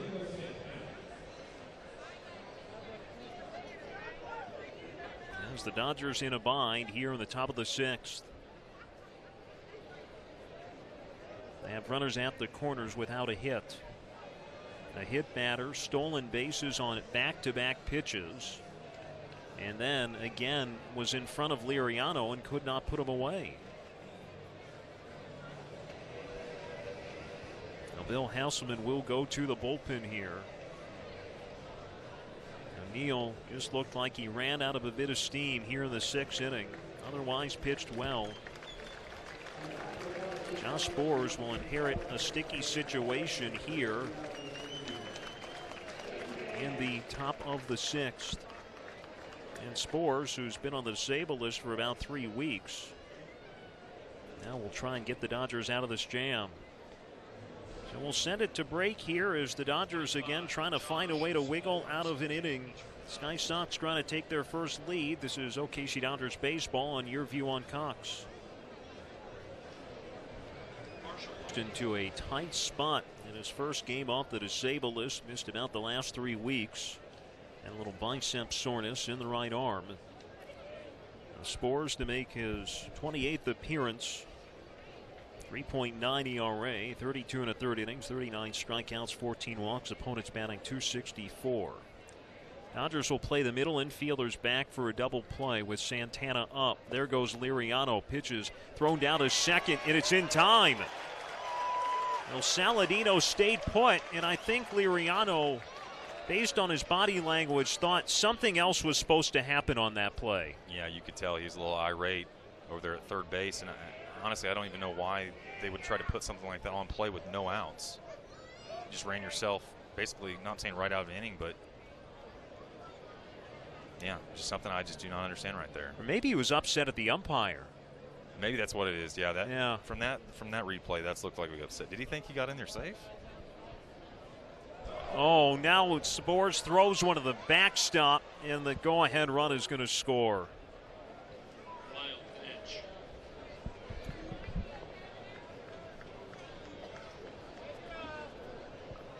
Saladino goes to first on a hit by pitch, second on a stolen base, third on a stolen base, and he scores on a wild pitch.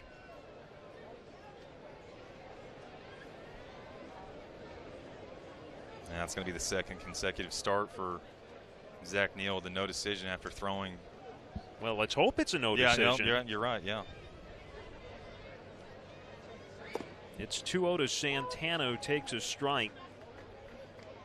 Boy, right after it looked like the Dodgers had caught a huge break to get the first out of the inning. Well, Colorado Springs is a team, I've seen them do that play before where they'll have the man at first get caught up in a rundown.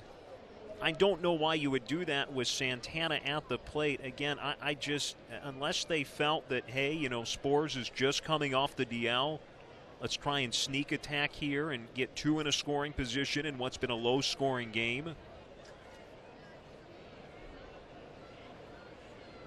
But it ends up all being a moot issue. And now Sborz gets the fastball by Santana for the second out. Yeah, it's almost like Oklahoma City just rewarded their mistake with one of their own. So the final line on Zach Neal is 5+ innings. Charged with 2 runs and 6 hits and 1 walk, 4 strikeouts, 85 pitches, 58 strikes. He is on the hook for the loss of the moment.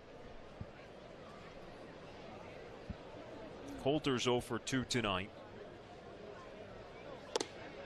Fastball from Sborz is high.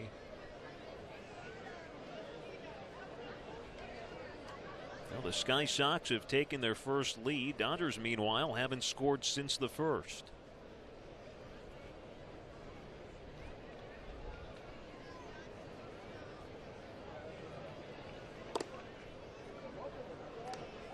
Coulter flied out the second, struck out of the fourth.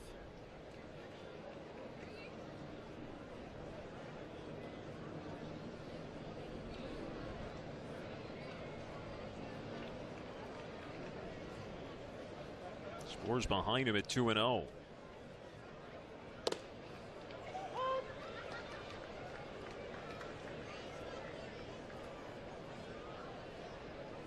can see him running that one up there, 96 miles an hour. It's a second-round draft pick by the Dodgers back in 2015. That was a part of the. He was from the University of Virginia the year they won the World Series. Most outstanding player, the College World Series that year. Dodgers wanted to make him a starter at first, and it was mixed results. The first 2 full seasons of his pro career as a starter shifted him back to the bullpen.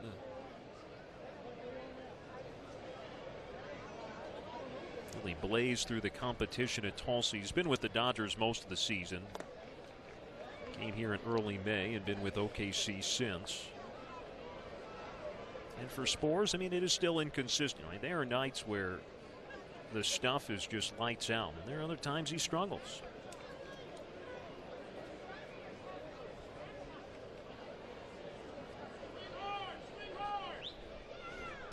Gets a fastball by him for strike 3 to end the inning, but the Sky Sox have taken the lead. Again, a hit by pitch, 2 steals, a wild pitch in the inning. As again, the Sky Sox take the lead here as Spores threw one over Gale. Saladino scores. Dodgers trail by 1 here on Your View on Cox. The Dodgers are back here tomorrow night when they play game 2 of this big series against the Sky Sox. Don't miss a minute of the action as the team battles for a spot in the 2018 PCL playoffs. Get your tickets now starting at just $9 at OKCDodgers.com or call 405-218-2150. Leave some extra player autographs as part of Fan Appreciation Weekend. It'll also be our final broadcast here on Your View on Cox. Grant and I will be back with you tomorrow.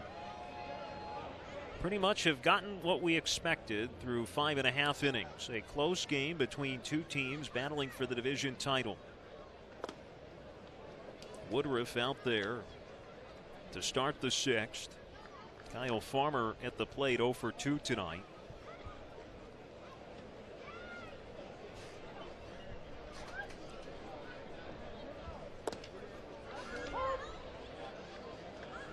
Farmer struck out of the first and hit into a force out in the 3rd. Woodruff has held the Dodgers to 4 singles through 5 innings. He's walked a couple. Weak grounder left of the mound. Woodruff has it, throws off his back foot, and Farmer's got about a 40-foot single, if that.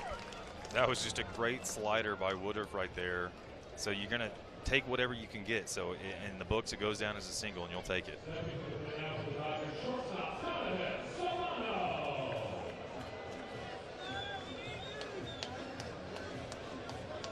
Yeah, as a pitcher, you got to eat that ball right there. You throw that down the line. Now you have runner in scoring position, no outs.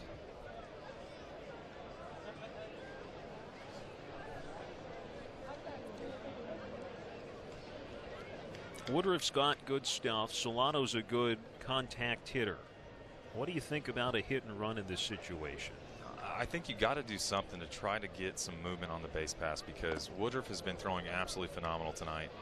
Obviously, he had that first inning where they gave up the run, but since then, he has been absolutely terrific. So you got to try to be aggressive on the base pass, put a guy in scoring position.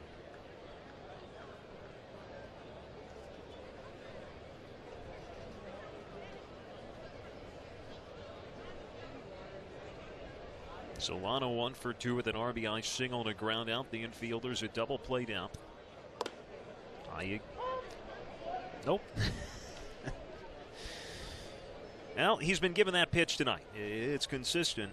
Certainly does not look from our view like it's a strike, but it has been consistently called like that from Sean Allen. No, and that would have been a great count to hit on, just to find the pitch that you want and sit on it.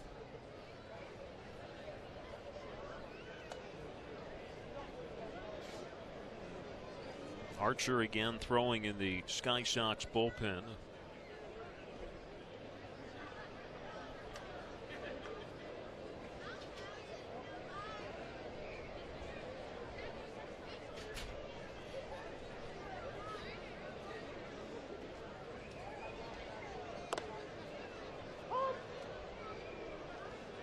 Archer started throwing last inning.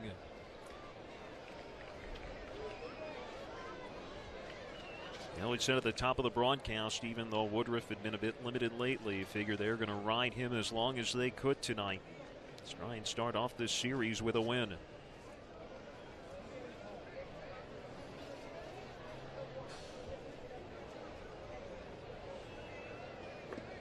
This is down with a breaking ball. 81 pitches tonight. It's his highest pitch total since July the 2nd.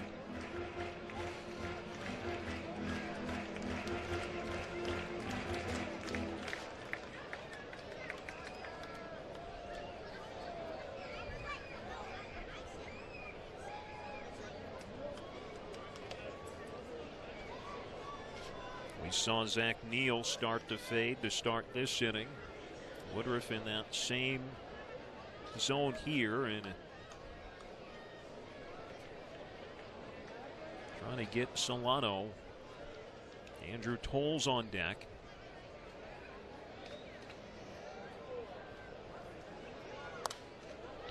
Solano able to send one out of play to the right side. It's all good fastball right there on the outside portion of the plate. This is where you might see that good slider right here. Down and away.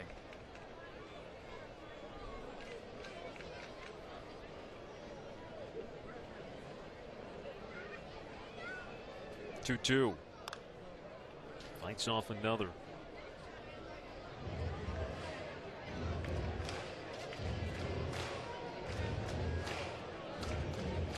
This Colorado Springs pitching staff during the 6-game win streak only allowing 17 runs, and again all 6 of those games were at home in Colorado Springs. On the road this year, just a 3.9 ERA as a team, and opponents batting .246.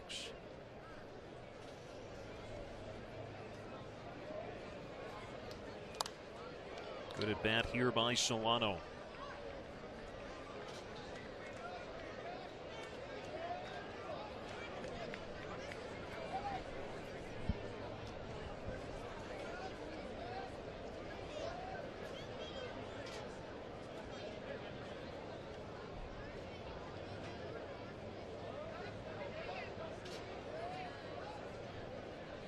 Woodruff, a look at the runner over his shoulder as he sets. 2-2 on the way. Swinging a sharp grounder into center for a base hit. Farmer to second, 2 on with none out. Solano's got his second hit tonight. He's starting to regain his form.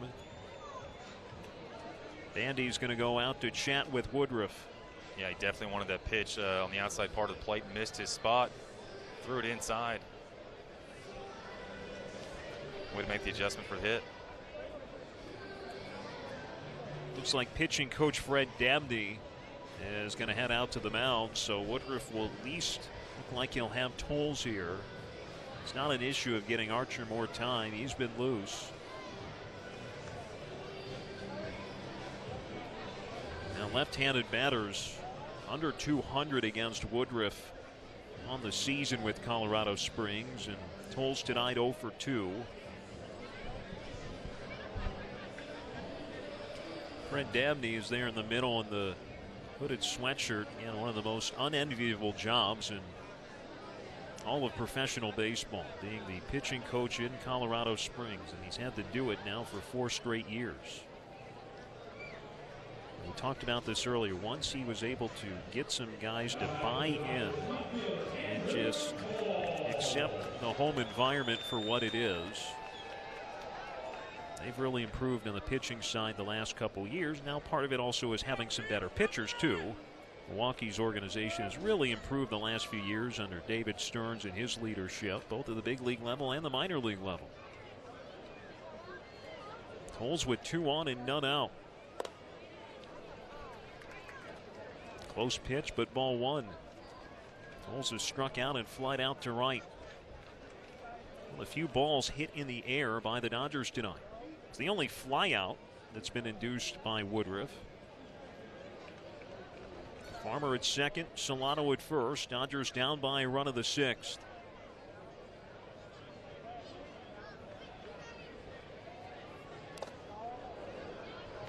caught Bandy on the way back.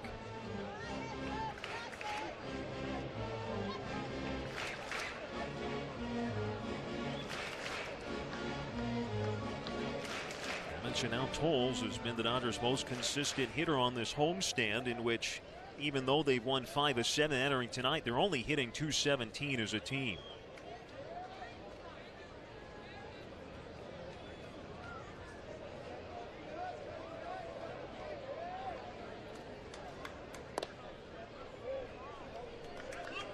Again, another close pitch that's called for a ball. This is going to be a good count for Tolles right here with no outs, runner at first and second, and a hitter's count.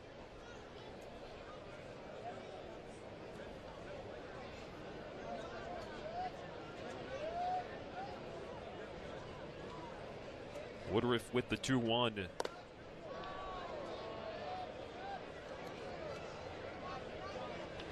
It's a swing and a miss to even up the count. Kyle Garlick on deck. Now, if you're Tolles, even if you don't get a hit here, you want to try to put something into play where you can advance the runners. Obviously not, you don't want a ground ball here, but anything to move the runners over. See if he can do it. Fouls one off. 16 pitches through 3 batters this inning.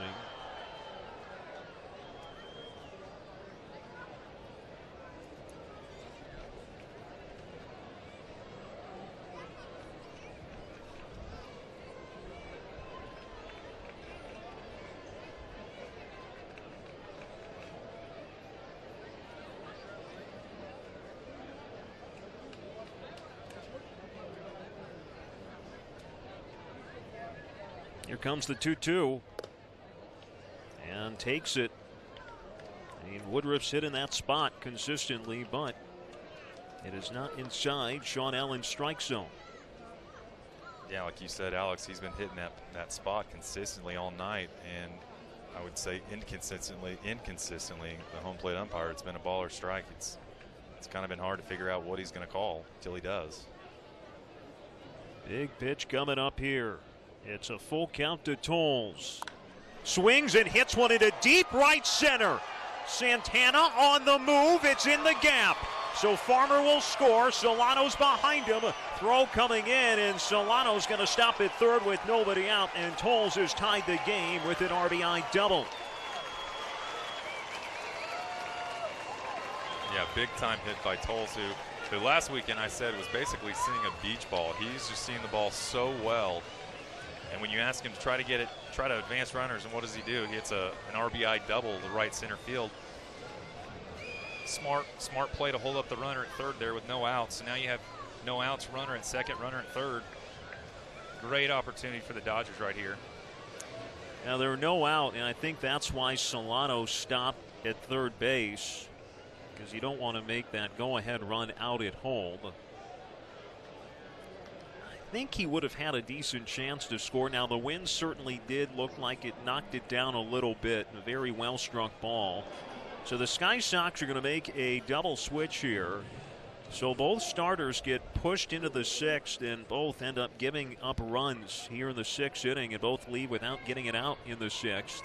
The Dodgers now have runners at second and third with nobody out. Now look to take the lead against Tristan Archer. We'll get everything sorted out. Dodgers trying to take the lead. We're back in a moment here on Your View on Cox.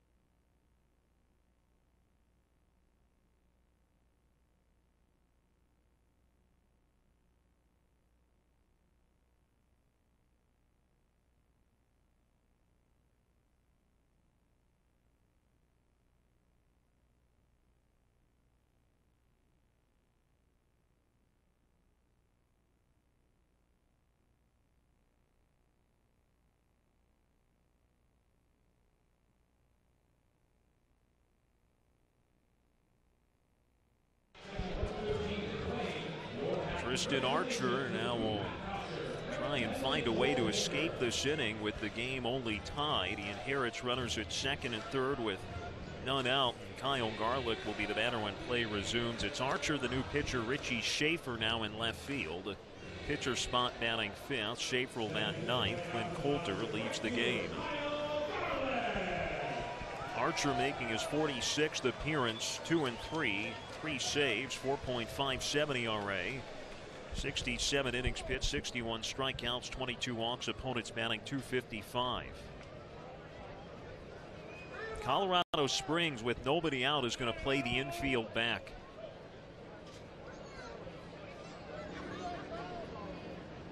Garlick grounds it to the left side, past a diving Orf, and now it gets into left field. That'll score the go-ahead run. Tolles throws it first, and then once it got through, he gets to third, and Garlick on the first pitch from Archer has given the Dodgers a 3-2 lead. Yeah, you see the infield playing deep right there. I don't know if they were in, if they would be able to cut that run off at home. I was actually kind of surprised they were playing deep, but you know, if this is in their home ballpark in Colorado Springs, I don't think twice about it. I mean, because it's a lot easier to score there. I'm a little surprised, even with nobody out, not to put the infield back like they did. 4 straight hits here this inning after the Dodgers had 4 hits for their first 5 innings combined. Edwin Rios hits the first pitch out of play the left side.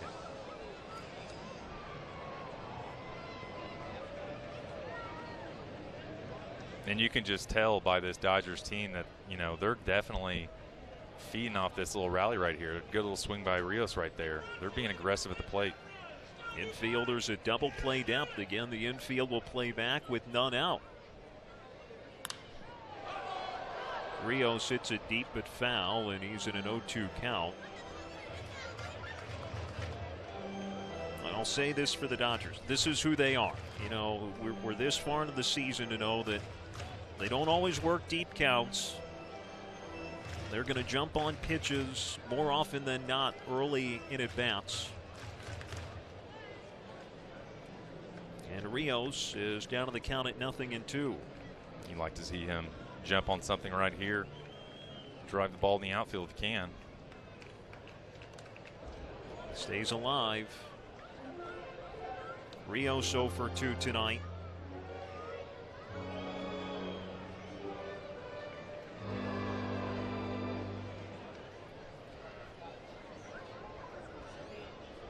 They'll normally say a double play is the worst thing. In this situation, the strikeout's worse with the infield playing back.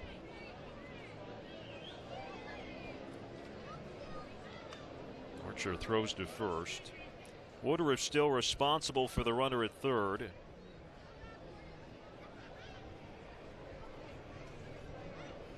And this all started with an infield single by Kyle Farmer. And a great at bat by Solano, and another really quality AB by Tolles. 0-2 to Rios. Grounded towards the right side, over to second for 1, throw to first. It is a double play, but a run will score. No RBI for Rios, but you know, it is a double play, but he was down to the count. The defense played back. They wanted those 2 outs. And would you have preferred a sac fly? Sure. But it is not the worst case scenario here. No, at the end of the day, they scored that run. Now Dodgers are up 4-2. And when runs are hard to come by, you take them when you can get them. Especially for this Dodger team, which struggles to produce runs. They have scored 3 runs in the bottom of the 6th to take a 4-2 lead. The bases are empty for Rocky Gale, who's 0 for 2. Tyler Pill has been throwing in the Dodgers bullpen. The pitcher spot is up next. There's nobody on deck. Keep in mind, Spores just came off the DL today. I don't think that he's going back out there for the 6th, regardless of what Gale does.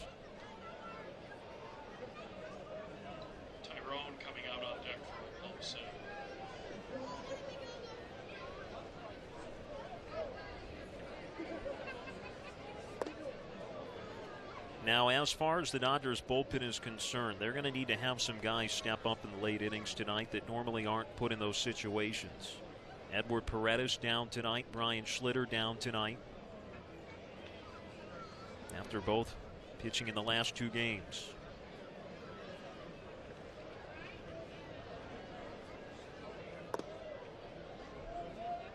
If the Dodgers, though, I'm sorry, Grant, if the Dodgers, though, can navigate the 7th, to have 2 guys like Manny Banuelos and Joe Broussard still available, certainly good.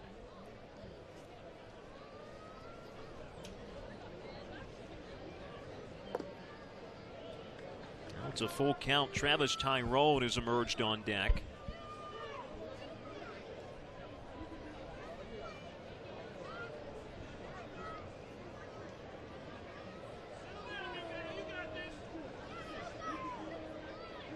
Trying to get something started with 2 out.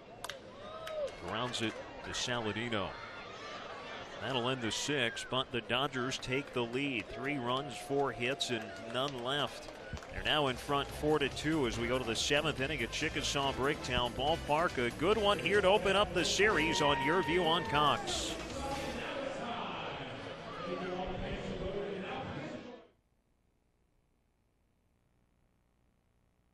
Start planning your 2019 season at Chickasaw Bricktown Ballpark. Save your seats and experience all the benefits of being an Oklahoma City Dodgers season ticket holder by renewing today. Visit okcdodgers.com/renewal for more information. Tyler Pill pitching in a spot he normally doesn't. Late in the game, out of the bullpen in a close game. It's 4-2 Dodgers. 4 runs, 8 hits, no errors for the Dodgers. 2 runs, 6 hits. And 1 error for the Sky Sox. Hill will have to deal with Bandy, Blanco, and Sogar, the 6, 7, 8 hitters. If anyone gets on, it'll be Richie Schaefer, who entered as part of the double switch last inning. Hill has spent most of the year in the rotation, got hurt. He's been out of the bullpen since. Overall this season with OKC, 3-4, 4.66 ERA, 65 2/3 innings, 44 strikeouts, 18 walks, opponent batting .317. It's been a while since he last pitched. You have to go back almost a week. It was last Saturday, the extra inning game against Iowa. He was the losing pitcher in the team's 4-3 loss. Gave up the deciding run in the 11th inning and didn't throw strikes like he normally does in that game. Bandy, who is homered, leading things off. It's a swing and a miss for strike 1. Josh Spores, 1 inning pitched. No runs, no hits, no walks, 2 strikeouts. Did throw a key wild pitch, though, that allowed the then go-ahead run to score.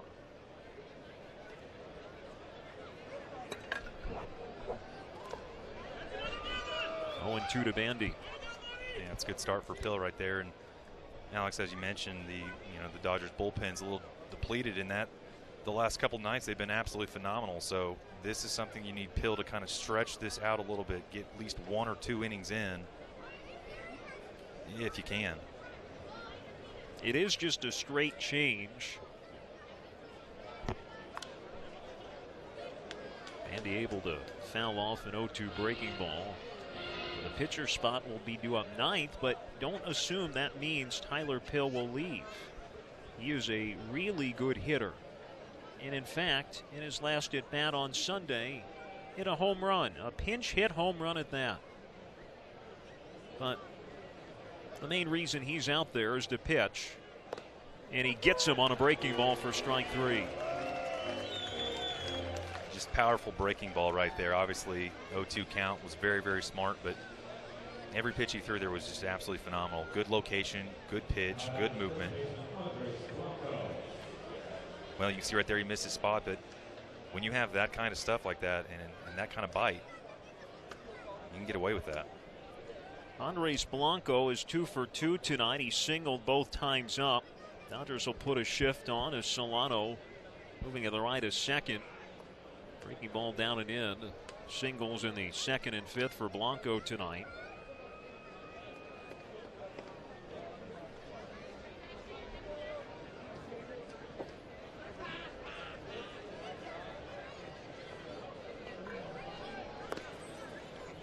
Called for a strike down to the zone.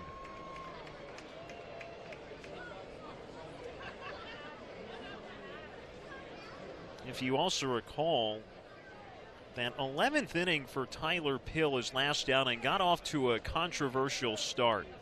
An automatic ball was assessed in the 11th inning in a tie game. Now the Dodgers, due to various injuries and substitutions, they only had one catcher. It was Gale, who was on deck to end the previous inning. And now Pill's behind 3-1. And as a result, no one was out there to warm him up. And that was a reason for the delay. The hitter was not ready to go either. All for a strike up in the zone, and now it's a full count to Blanco. Thought it might have been ball 4. And things it just seemed it got everybody out of sorts. I saw manager Bill Hasselman get ejected. There's the 3-2.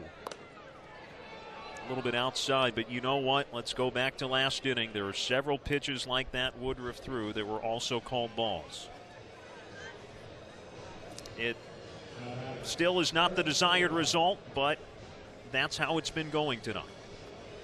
Yeah, we've obviously focused a lot on that outside part of the plate tonight, and that's where a lot of these pitchers have been targeting all night.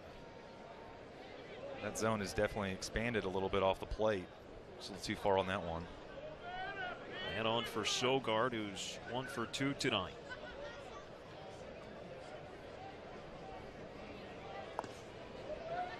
Sogard singled in the second, flight out the 5th.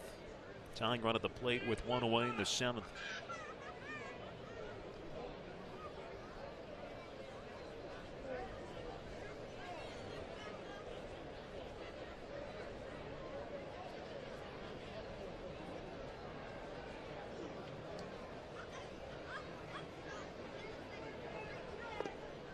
Now he's behind at 2-0.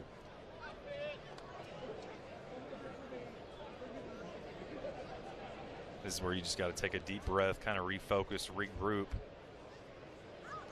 Throw a strike right here just to get back. Dodgers playing in a modified double play depth with Solano near the bag at second. LeCastro about halfway between first and second. There is that strike. You know, for Tyler Pill, he's a guy traditionally a starter in his career, and you know, when you're a reliever, you don't have that luxury. You got to get up and hurry and a quick. And you know what I've seen from Pill these last 2 relief outings is, you know, maybe a guy who hasn't quite found his, you know, his stuff right away out of the chute. Because throwing strikes with him and not allowing walks is usually never an issue.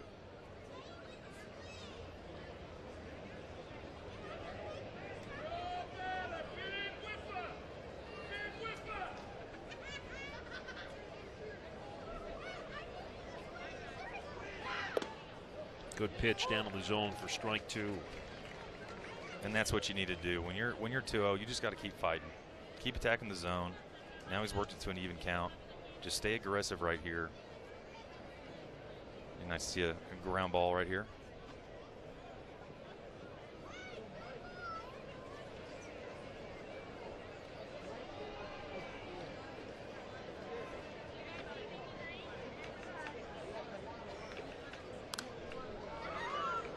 Ellswood off to keep it at 2-2.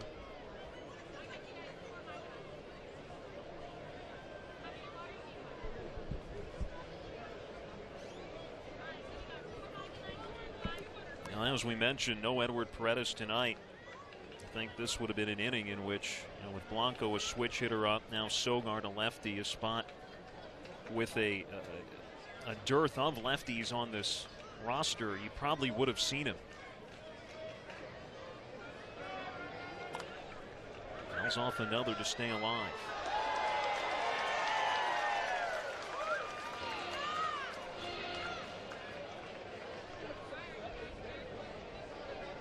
Yeah, with Pill being primarily in the rotation, you know, you'd think as he gets more pitches in the innings, he's going to settle in and kind of get into his rhythm.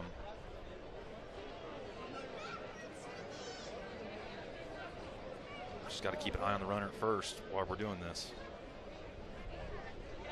He does, and Blanco in safely.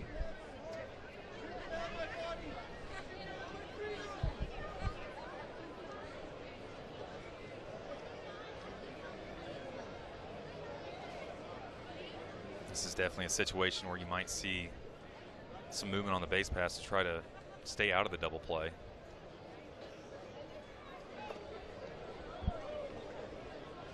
Now it's a full count to Sogard, 222 hitter. A big league veteran, long time. It's just been a down year for him.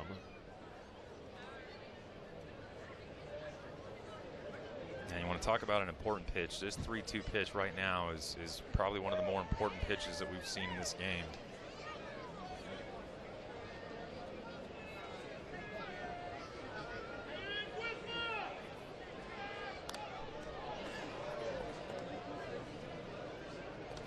Given Eric Sogard's track record, I wouldn't have expected anything less in this at bat from him.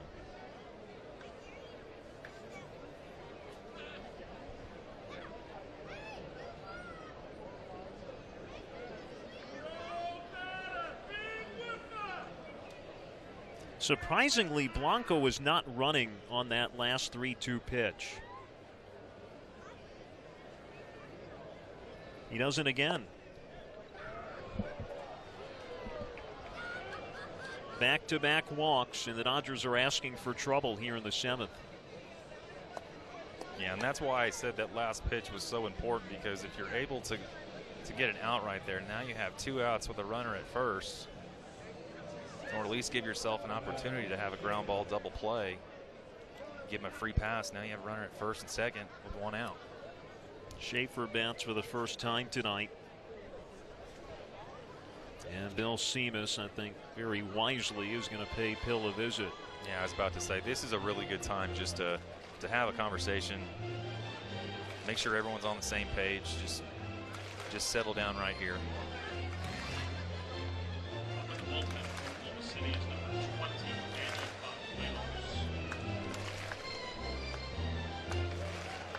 number 20, Banuelos getting up in the Dodgers bullpen. After a strikeout start of the inning, back-to-back walks to Blanco and Sogard, the 7-8 hitters. Schaefer came in as part of a double switch, will be coming up. Only 8 games with Colorado Springs, 4 for 24 with a home run. This is a guy who's got some sock. 30 homers last year in the Indians organization at AAA Columbus. A 26 homer season in 2015.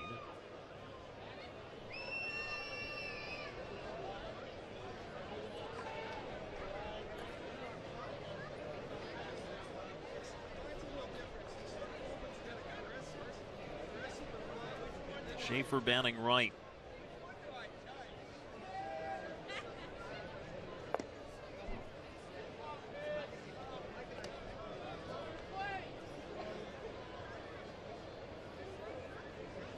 The Dodgers last inning took the lead. The tying run's now on with 1 out and Orf on deck.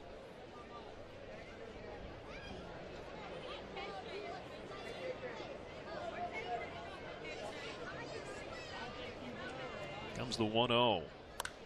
Swinging a line drive in a left field for a base hit is going to be stopped at third, and the bases are loaded for Orf.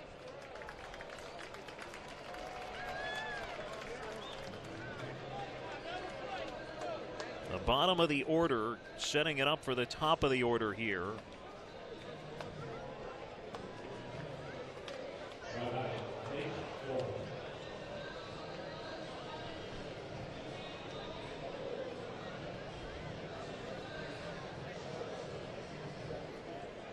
Gale will go out to talk with Pill, who, after again striking out the first batter of the inning, back-to-back walks, an absolute killer, and now a base hit.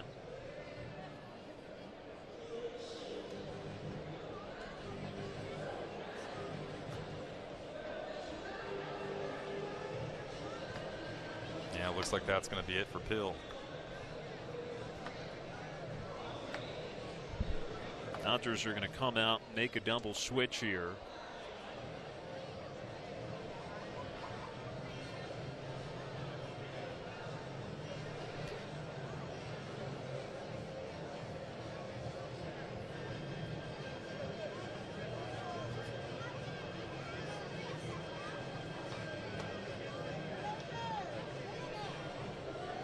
Jake Peters going to come in this game as well, with the pitcher spot due up first. Going to have some defensive maneuvering going on with the Dodgers, but again, Colorado Springs tightening things up here in the 7th. Bases loaded, 1 out for their best hitter. Let's take a look to how we got to this point.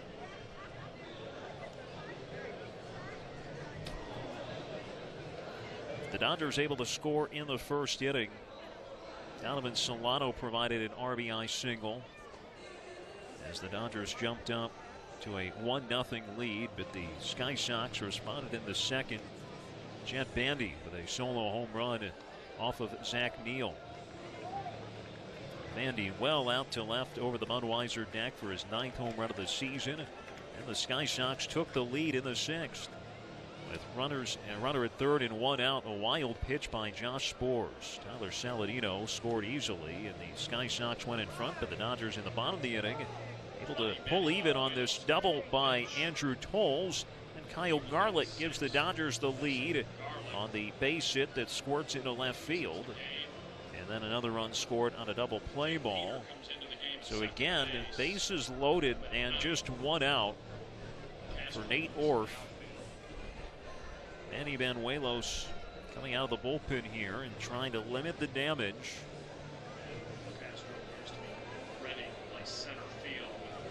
Now Banuelos, the new pitcher. Jake Peter will play second base. He'll bat 9th. Timlin Castro moving from second base to center field. Alex Verdugo from center field to right field.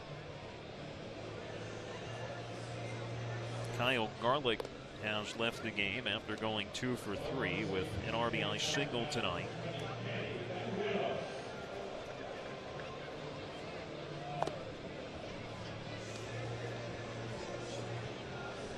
Well, I thought the Dodgers, I don't know this for sure, but I would imagine that they felt bottom of the order coming up. They could hopefully sneak through the inning without having to use one of their better arms that is available out of the bullpen tonight. And unfortunately, Pill only able to get 1 out and puts Banuelos and the team in a very tight spot here in the 8th inning.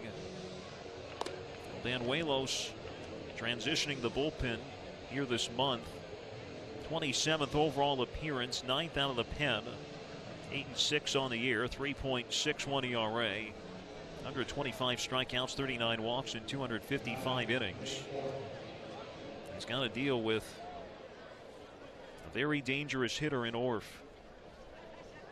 It's 1 for 3 tonight.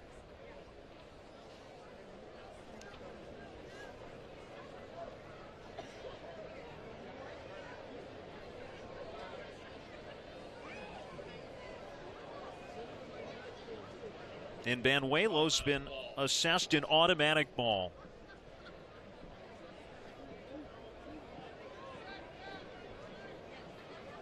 Yeah, that's just a terrible start to this at bat if you're Banuelos right here, already starting behind in the count in such a crucial point in the game. Way to even it up right there. But it should be 0-1. These umpires have to have discretion. I agree. They have to have discretion in a situation like this. Come on, it's a bases loaded with 1 out here in a critical game. It just fouled off.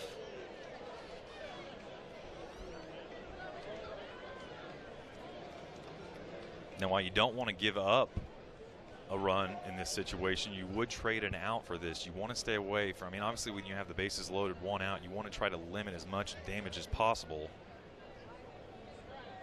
You got the force out at any base right here. Ahead of Orf at 1-2. Saladino's on deck. Banuelos' next pitch.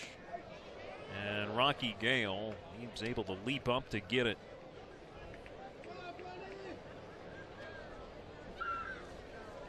Banuelos last pitch 2 nights ago, a scoreless inning against Omaha. It was a clean inning.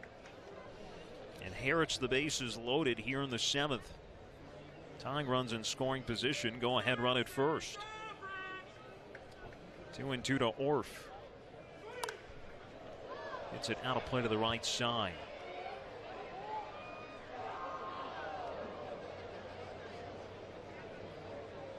Singled in the first, struck out in the third, and a flight out in the fifth.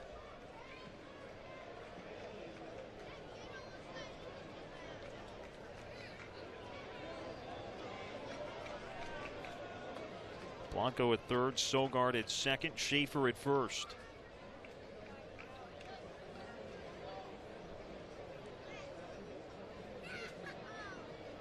Two and two to Orff. And Waylos looking in to get a sign from Gale, steps off. And I'm okay with that. If there is some sort of miscommunication, you would rather be sure of that you guys are on the same page than throw a mistake and cross up your catcher.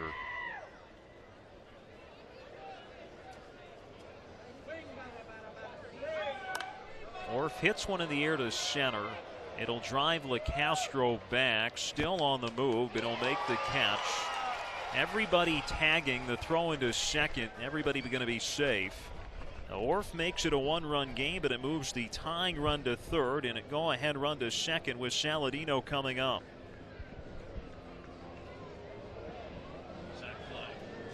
Yeah, like I said, you're willing to trade that run for an out. Obviously, you wouldn't want that ball to be hit so deep to try to limit by keeping the runners at first and second there with two outs.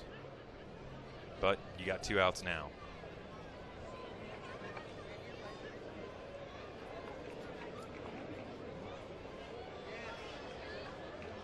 Saladino is 1 for 2 with a run scored tonight.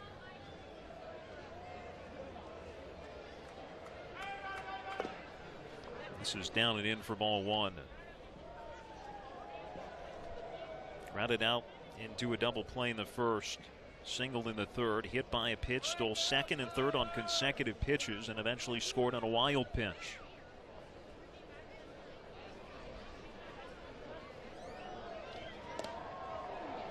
On the outside corner for a strike.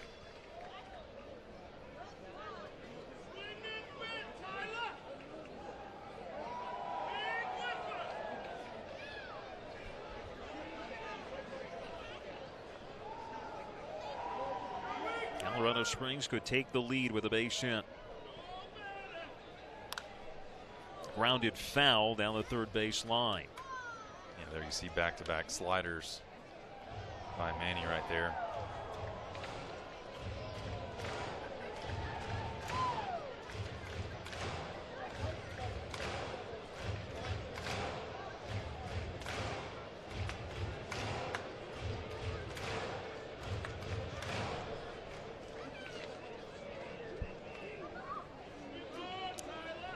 Sogard at second, at third. Schaefer's at second. 1-2 to Saladino. Hit in the air, right center. It's down for a base hit, and it will give Colorado Springs the lead. On a 1-2 pitch, he drives a two-run double to right center. The Sky Sox in front at 5-4.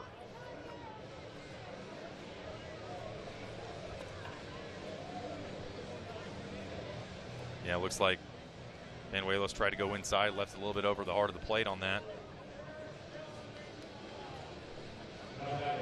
Such a key at bat right there. If Manny's able to end that, get out of the inning, OKC still up. Well, you walk two guys in a two-run game. Things like that are going to happen.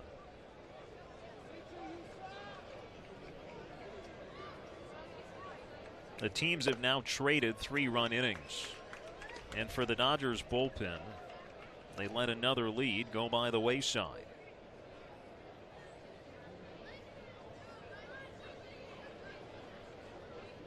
Fourth time in 8 games on the homestand, the bullpen has let a lead slip away.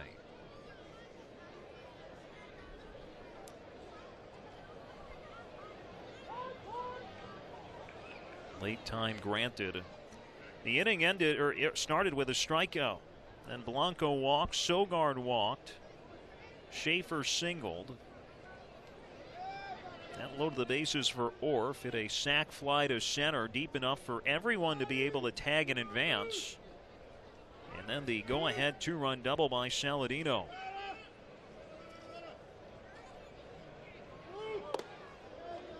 Now the Sky Sox have had some guys step up in this inning. Saladino only hitting .245. Schaefer hitting under .200. Both got hits this inning. Sogard, a .222 hitter, drew a walk.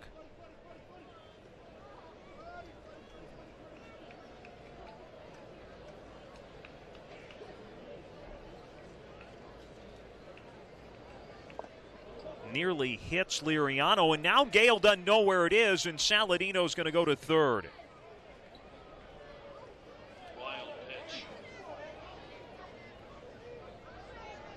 It's kind of been the Achilles heel of the Dodgers is you get a good start from your starter, and then bullpen kind of unravels.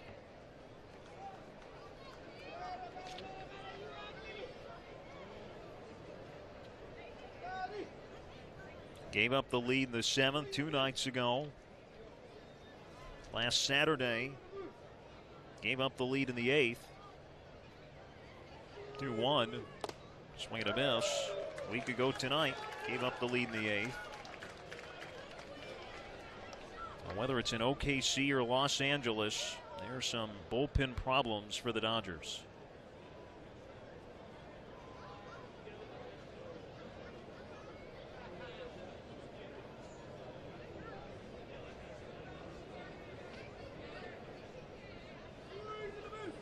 To Liriano. Late swing and a miss for strike 3, but the Sky Sox have taken the lead. They get 3 runs on 2 hits and leave a man on base. Dodgers down by a run again as we move to the bottom of the 7th. Let's sing Take Me Out to the Ballgame stretch and belt out Oklahoma as well. We'll send it over to PA and dress announcer Chuck Sturgis. Ladies and gentlemen, it's now time to rise and stretch your legs. Join us in the singing of Take Me Out to the Ballgame. 1/3 inning,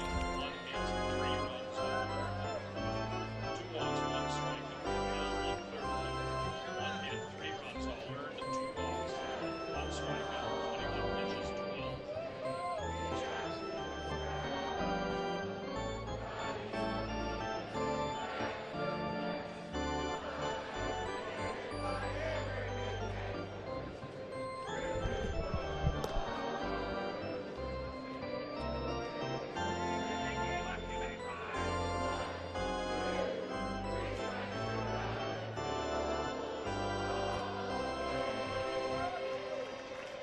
And now, please join in the singing of our state song, Oklahoma.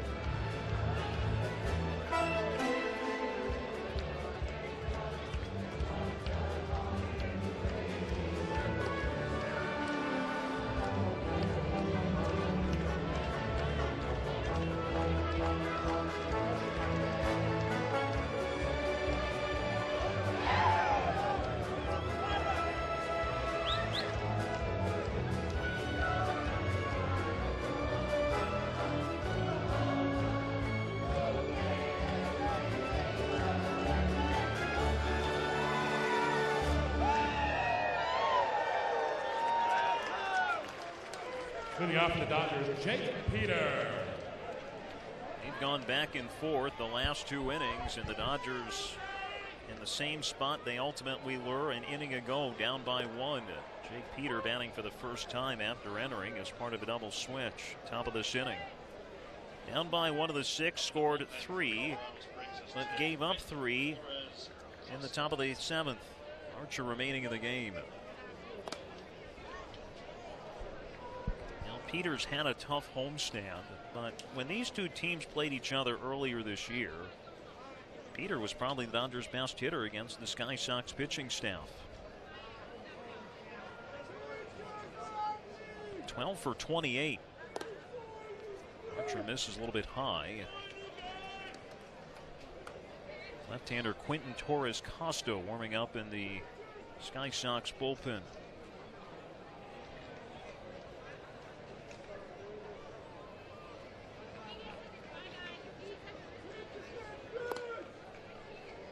Archer behind at 3-1. LeCastro and Verdugo due up next.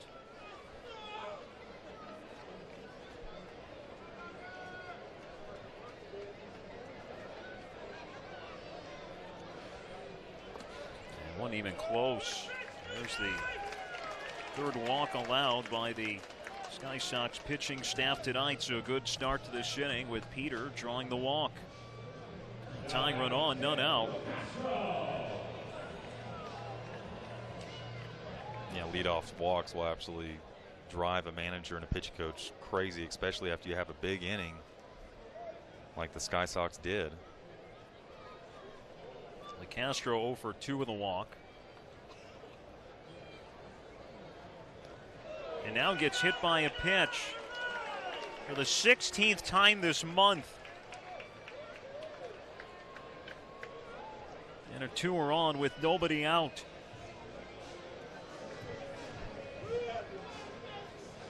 Hey, it's not how you get on base as long as you get on base, and this is now a great opportunity for Oklahoma City.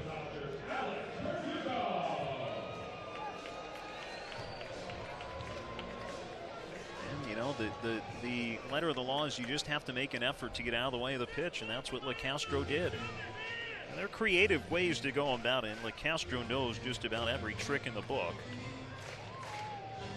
Especially showing bunt in that situation. It's not that's not a hard call for the home plate umpire. Well, now you're getting to the heart of your order with no outs and 2 guys on. Now we'll see if this is to stall to get the lefty in to face Verdugo.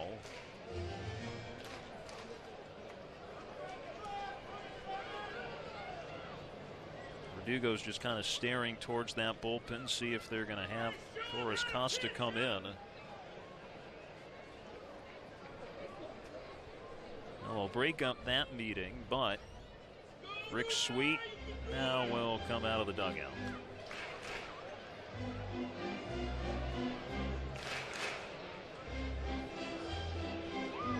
More changes coming up for the Sky Sox. It's a 5-4 game here in the 7th. Dodgers have the tying run at second, go ahead run at first with none out. Dylan Moore will also come in this game for Colorado Springs. Torres Costa, the lefty, will be brought in to face the lefty Verdugo. Oh, again, the Dodgers. Quentin Torres Costa, left-handed reliever. And here it's 2 on with none out, with Colorado Springs leaded by 1 and Alex Verdugo coming up. Dylan Moore also comes in the game to play third.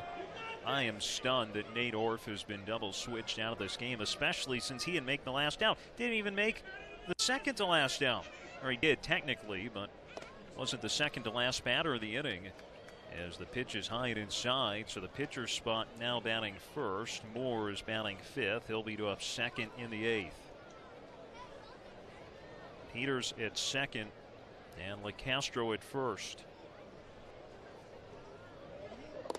Torres Costa makes his 18th appearance with Colorado Springs. 2-0, 2 saves, 2.08 ERA. 15 strikeouts, 9 walks. Opponents are just batting 130 against him. Verdugo, at the very least, trying to move the runners over.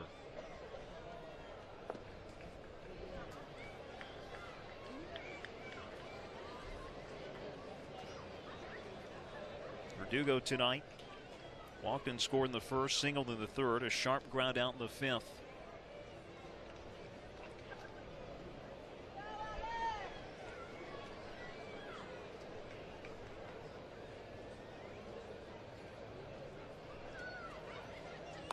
Breaking ball hit in the air to shallow center, and it's going to be caught by Liriano. Peter heading to third.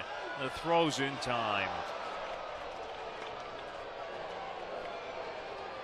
Now Luis Matos is saying something to the umpire about it. Yeah, honestly, even if it is a close play, you just can't run yourself No. basically out of the inning. I'm not saying they're out of the inning, but you went one runner in scoring position with one out. Now you have a runner in first with two.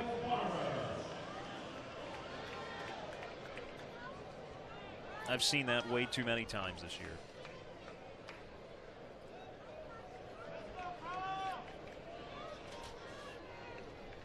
You have to be 100% sure you're going to make it. And you could tell right off the bat, he did not go right back to the base to tag up. It was almost like he's waiting to see what it was going to do. In the last second, went back to re-tag. Well, by then, center fielder has a running start and throws a laser to third base. Now a pop-up left center field to end the inning. In the top and bottom half of the seventh, it was a bad inning, to be quite honest. We'll go to the eighth with Colorado Springs still leading by 1 here on Your View on Cox.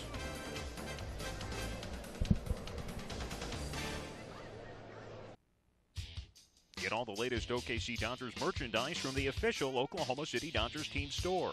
Stock up on all your hats, shirts, and jerseys today at shopokcdodgers.com. It's your home for all OKC Dodgers gear.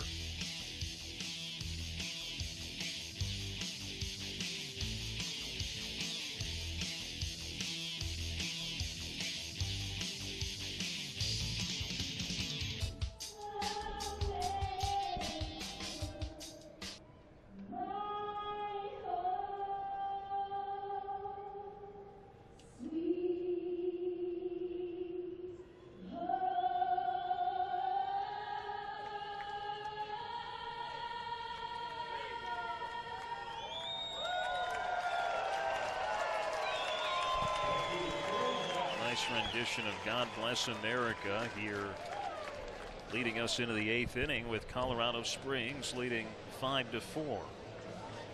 A game that was tied 1-1 through 5. Sky Sox scored 1 at the top of the 6th. Dodgers answered with 3 in the 6th in the bottom of the inning, but then Colorado Springs with 3 in the top of the 7th, and the Dodgers just running themselves out of an inning in the 7th, in which on that double play, I mean, there were 2 bad things that happened, one of which is Verdugo didn't hit the ball on the ground to advance the runners. The other was Jake Peter tried to tag and advance to third. Now he's a good runner, but Liriano's got a better arm. And the inning just died after that. Michael Johnson will be the new pitcher.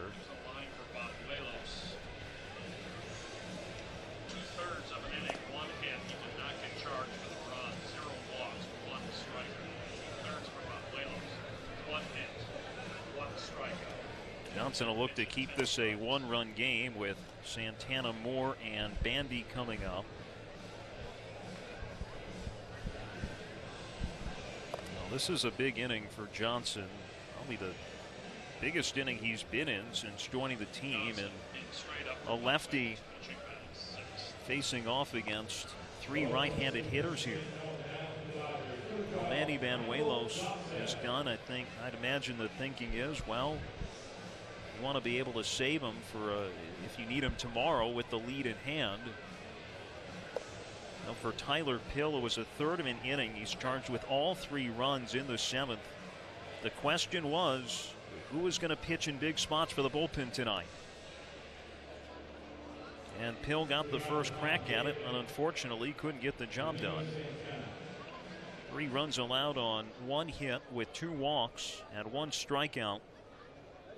Banuelos 2/3 of an inning.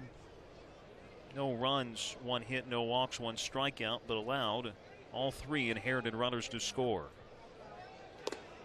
Johnson's first pitch to Santana misses high.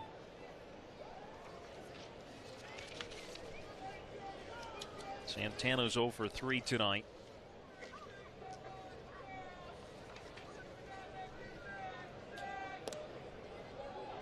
Now it's 2-0. Johnson makes his 10th appearance.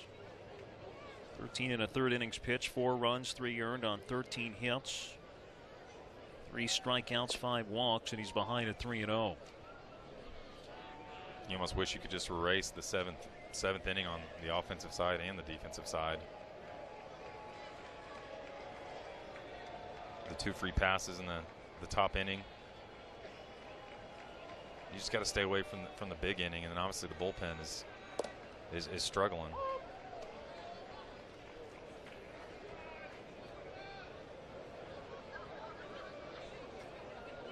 Well, someone's going to have to step up for the Dodgers in the bullpen. And when you have starters that are throwing, 4, 5, 6 strong innings.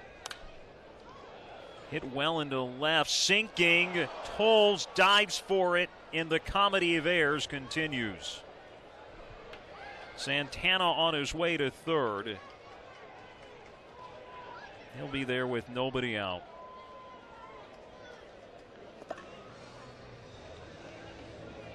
You can't fault Tolles for the effort here, but you got to make sure you keep the ball in front of you. This is the one thing you can't have. So now you have 0 or no outs and a runner in third.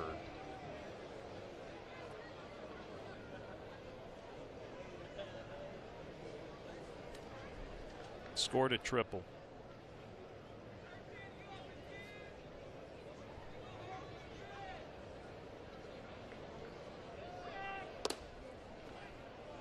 Throw down to third as the first pitch to Moore misses high.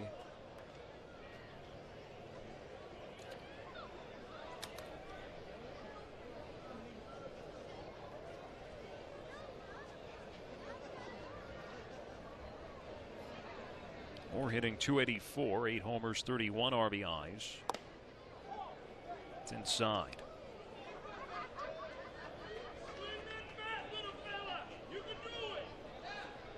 Again, another pitcher behind in the count here.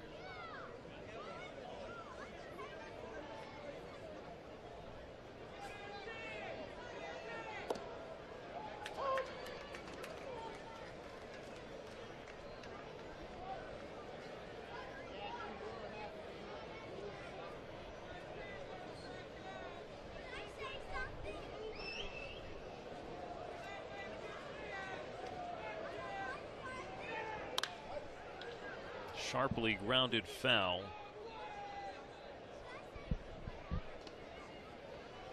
Now, if the Dodgers don't win, it's certainly not the end of the world. They would fall out of first place, a half game behind Colorado Springs, but boy, what a difference it does make, though. You win tonight. It's a game and a half with 3 left in this series. Even if you lose 2 of the next 3, you still have sole possession of first place.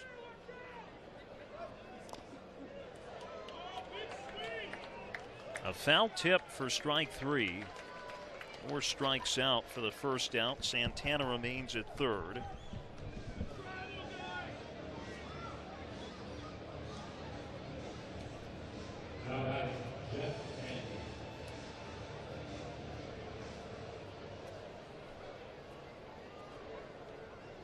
Up Jet Bandy, who's 1 for 3, a home run and 2 strikeouts. Infield plays in. Swing and a miss for strike 1.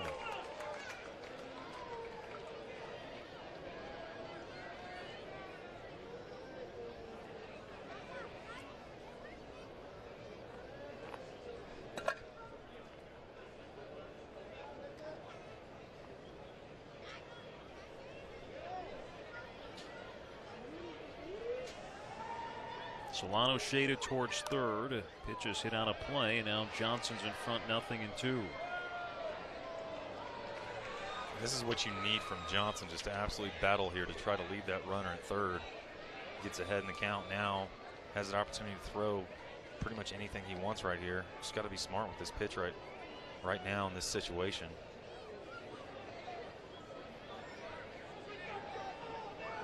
Johnson last pitched Tuesday, inning and a third, worked around 3 hits to allow no runs against Omaha.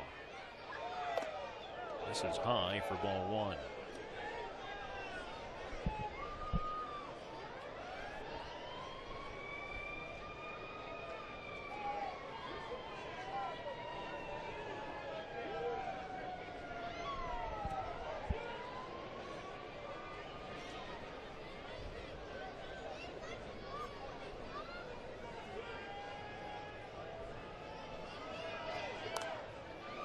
Gets one in on his hands, and Bandy, though, able to foul it off.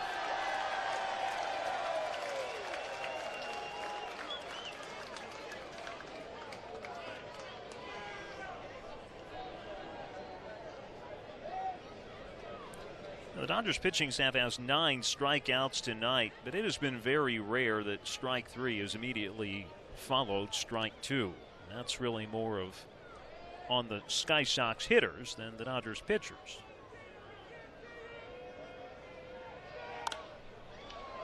Fly ball into center. LeCastro does not have a good arm. It should be deep enough to score the runner, and it will.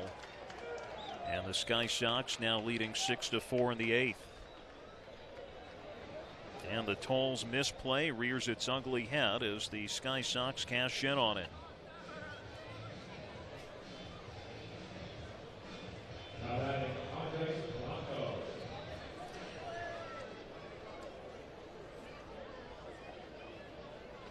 The Sky Sox tonight are now 3 for 4 with runners at, I should say 3 for 4 in converting their opportunities with a runner at third and less than 2 out. Blanco's been on base all 3 times he's come up tonight. 2 singles and a walk that got that 7th inning rally started.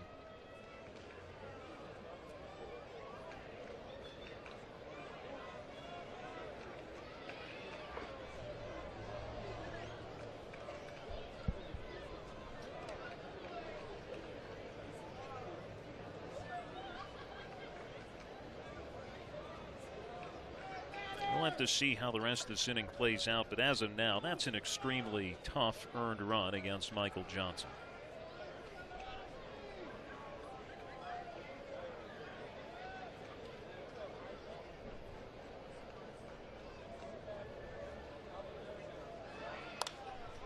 Popped up right side, foul ground for Rios, back towards the line to end the inning, but the Dodgers are now down by 2. An aggressive play goes awry to start off the inning, and the Sky Sox able to convert it into a run.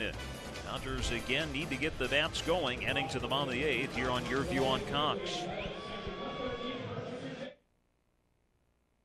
We're back at Chickasaw Bricktown Ballpark tomorrow night when they play Game 2 of the series against the Sky Sox. Don't miss a minute of the action as the team battles for a spot in the 2018 playoffs. Get your tickets now, starting at $9 at OKCDodgers.com or call 405-218-2150.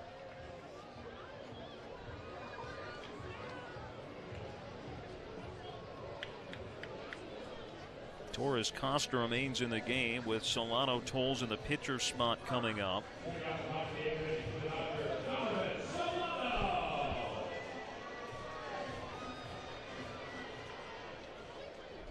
Solano 2 for 3 with an RBI and a run scored. For Sky Sox reliever Tristan Archer, 1 inning pitch, no runs, a hit, a walk, no strikeouts. Allowed 2 of 2 inherited runners to score. First pitch from Torres Costa called for a strike. Torres Costa was a 35th round pick in 2015. He had what would be described as average numbers last year between the high A and double A levels, and has just emerged into an absolute force this year. Started at double A Biloxi. Between Biloxi and Colorado Springs, a 1.49 ERA, holding opponents to a 150 average. He has not allowed a home run all season.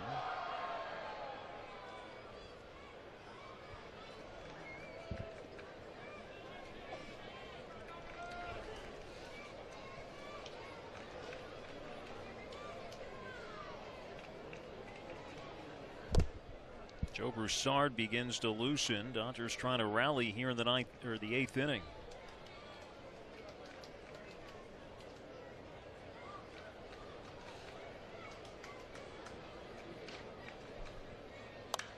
Swinging a line drive right center, but Santana is going to be able to range over and get it. Yeah, ball hit real hard to right field, just right at him. hoping to get something started. Hopefully Tolles can deliver one out here.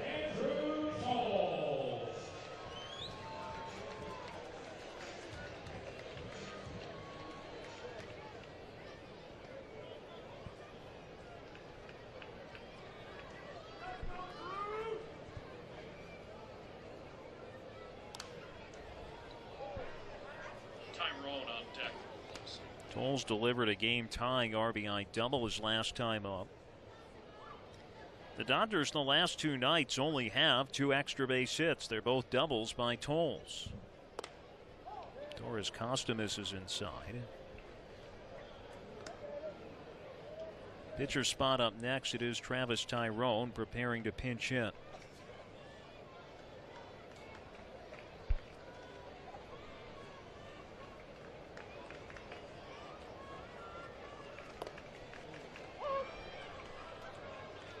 Take strike 2.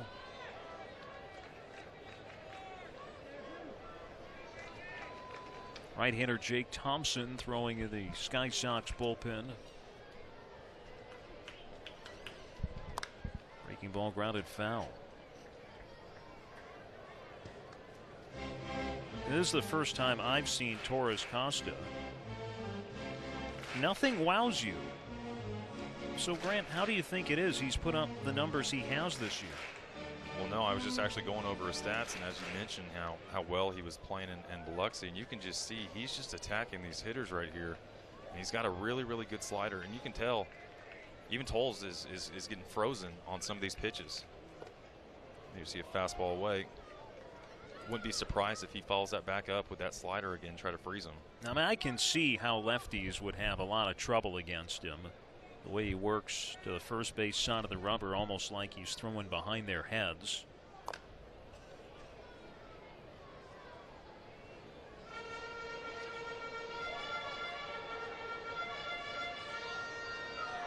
I mean, he's putting up video game numbers this year.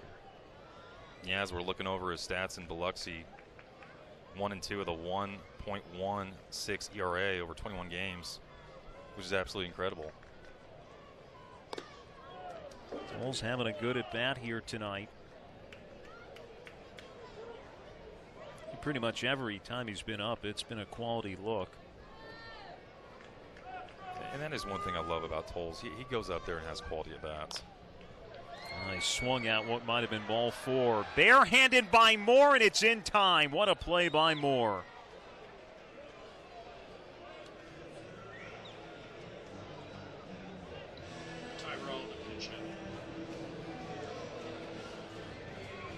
You look at these last 2 innings, the Sky Sox have executed in all 3 facets of the game, whereas the Dodgers have struggled to. What a play by Moore. Well, and as you saw, left-hand pitcher versus left-hand batter, and on that pitch, just a great slider on the outside part of the plate. Tolles rolled over it. Just a great play made for the out. Tyrone now officially announced as the pinch hitter. And now Rick Sweet will counter Torres Costa with a huge outing, retiring all 4 batters he faced. He gets a total of 5 outs, which included a double play. And I can't say I'm surprised that since that fly ball double play, the Dodgers have been a little bit, I guess, sluggish since then. So we'll step aside for the pitching change. 4 outs to get 2 runs. This is Dodgers baseball and your view on Cox.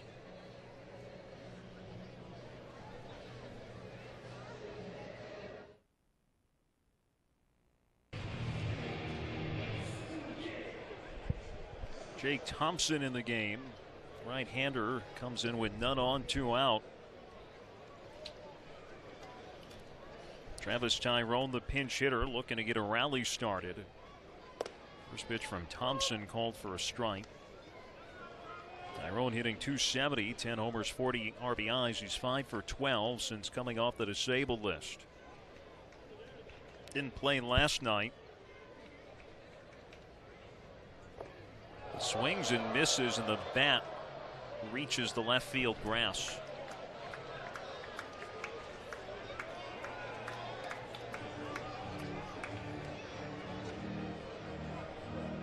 Thompson making his 4th appearance for the Sky Sox.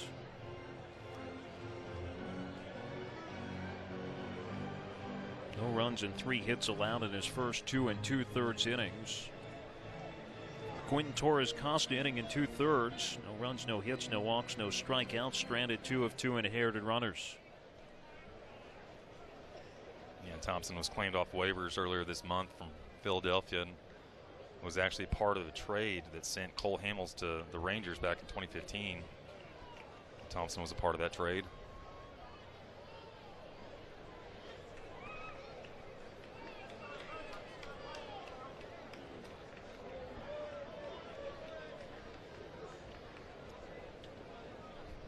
Thompson has made 9 appearances for the Phillies this year.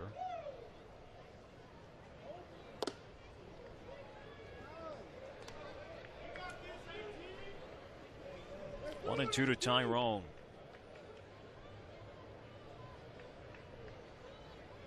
I don't know if I've seen a bigger difference in energy and in a crowd and the way the game is turned between 2 innings like the 6th and 7th tonight. Yeah, I think the word I would use is just deflating. They started out so strong. The fans were into the game, and then it just kind of fell apart right there.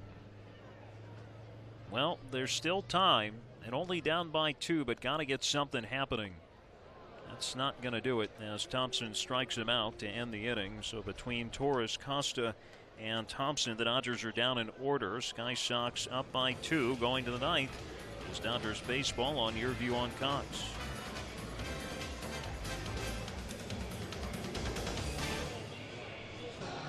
Colorado Springs has taken command of this game in the later innings, and they'll look to add to a 2-run lead here in the 9th. Now the Dodgers will need some muscle at the plate, and hopefully we'll get some on the mound from Joe Broussard and keep this a 2-run game in the 9th. I want to touch on 2 things that I haven't yet. One of which is that Colorado Springs tonight didn't start Tyrone Taylor, who's been one of their best hitters of the season and especially this month. He has not appeared tonight. The other thing is Christian Bethancourt, another really good hitter, didn't start. Yet Colorado Springs has still gotten 6 runs from their offense. The other thing is the Dodgers and how they have performed in home series openers pretty much ever since early May. They have not taken care of business to open up series at home and needed a win more than ever tonight. They still might get it, but it's going to be tough to get. Joe Broussard, the new pitcher, with Eric Sogard batting.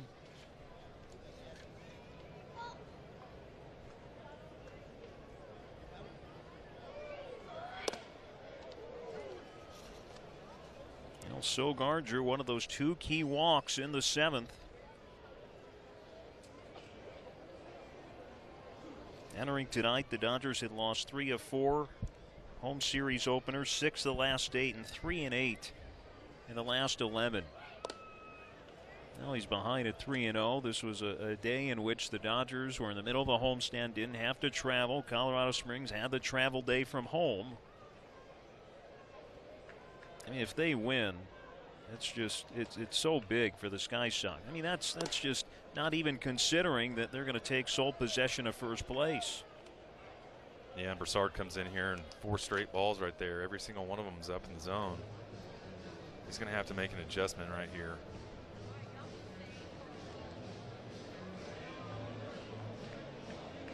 He kind of has that deceiving delivery where it's just right over the top. It almost looks like he's going to fall off the mound at times. 3rd time in the last 4 innings the leadoff man gets on. Schaefer delivered a single his first at bat in the 7th.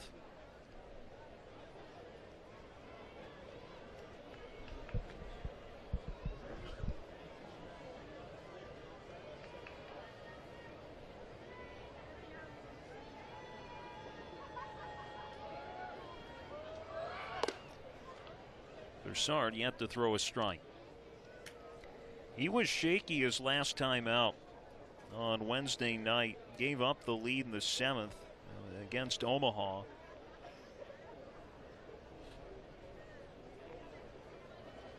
Gave up a couple hits. Just didn't have his command, and he's struggling with it tonight. There's his first strike.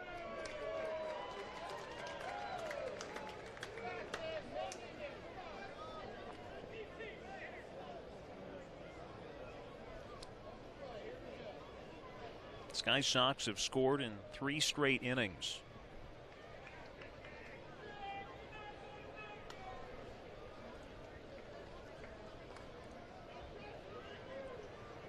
Held to 1 run through 5 since the 6th.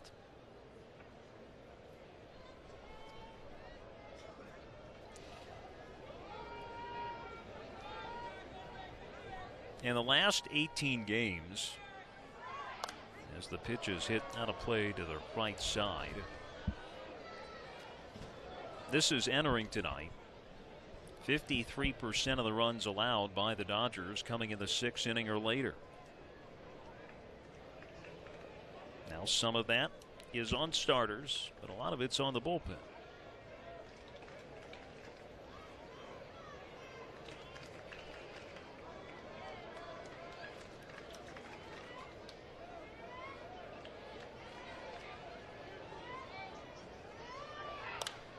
Schaefer hits one in the air to deep left. Holes on the move. Is going to have to play it off the wall, and now it caroms towards left center. Sogar's going to stop at third. It's a double for Schaefer.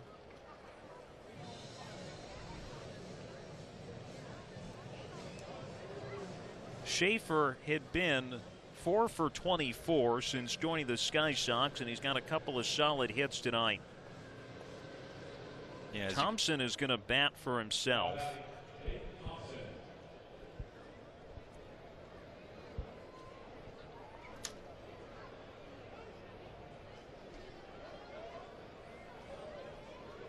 Now, when you have the defense in and Broussard's throwing the ball up, you're going to – and he's still throwing the ball up. Even on that last hit, the double off the wall, the ball was up, and it was just, you know, poorly played by Tolles out there.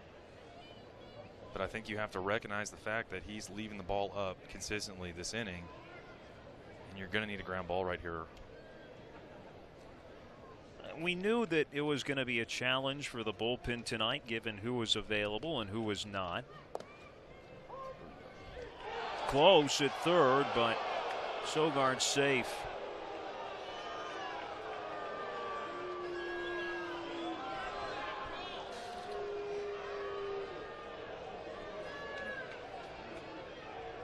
Wow. That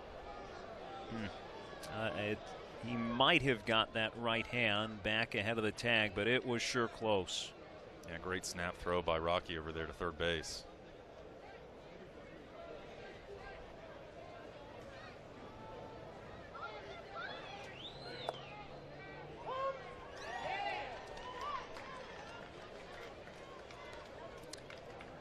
But what I was going to say before that last play was, you know, we knew it was going to be challenging given who was available out of the bullpen and who wasn't. I think it has been more challenging than I expected it to be.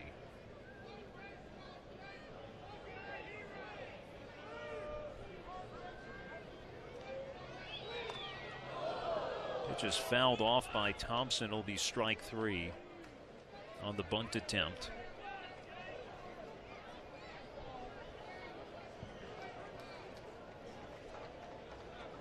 Yeah, as you can see, another ball up in the zone.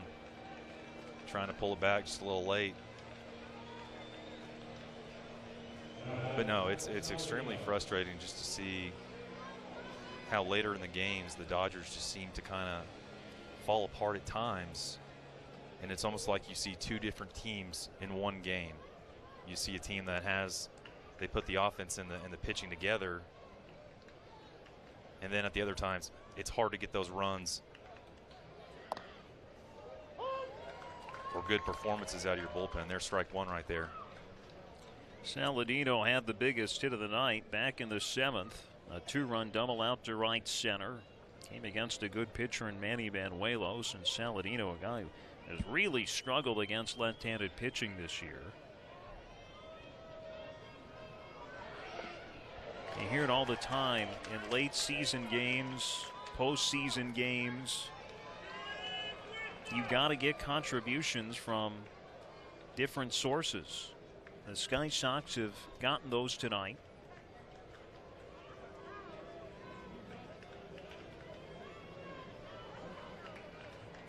And the middle of the order has not done much. It's been the very top and the bottom has really been a big key to this game. That's a big strikeout by Broussard. 2 down here in the 9th. He's got to get Liriano, though, to keep this a 2-run game. Now, so you don't need me to explain the fact that when you get the ball down, you give yourself a chance to get outs, but you can see he's making an adjustment, and all those pitches were down in the zone. This is where you need Rocky to be a wall back there. If you have a guy that's struggling getting the ball down in the zone, he's going to try to overcompensate a little bit. So if there is a chance at a pass ball, or a wild pitch pass ball, you got to have Rocky be a wall back there. Keep that run at third.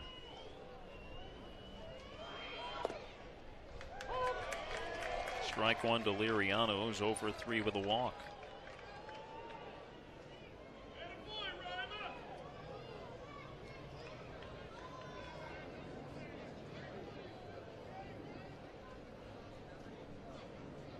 Two in scoring position with 2 out.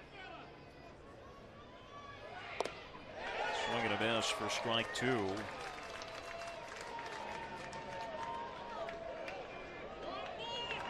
Liriano grounded out in the first. Double play in the 3rd. Walked in the 6th. Struck out in the 7th. Broussard trying to keep this a 2-run game heading to the bottom of the 9th. Comes the next pitch. Swinging a flare, shallow right. Rios reaches out and makes a huge play. It looked like it was going to be a 2-run blooper, but Edwin Rios able to catch up to it. And not only with the way Broussard gets out of it, but that play will get this crowd back into it and a little bit of energy into this bench. The Dodgers needing 2 here in the bottom of the 9th. Again, it stays 6-4 thanks to the running grab by Rios. Bottom of the 9th next here on Your View on Cox. Well, this one is not over yet. And if the Dodgers do not come back, they'll need to win 2 of 3 to regain possession of first place after the series ends. There are your pitching matchups for the next 3 days. We'll be back on the air tomorrow for game 2 of the series. Daniel Corsino, who's been one of the unsung heroes of this team, will get the start. Dodgers needing 2 here in the bottom of the 9th inning. Thompson remains in the game. Edwin Rios just made a great defensive play to end the top of this inning. You know, the defense is kind of normally set. They're not in a huge shift, and I'm a little puzzled as to why he just tried to put down a bunt. Rios tonight 0 for 3. Now he's down to the count 0-2.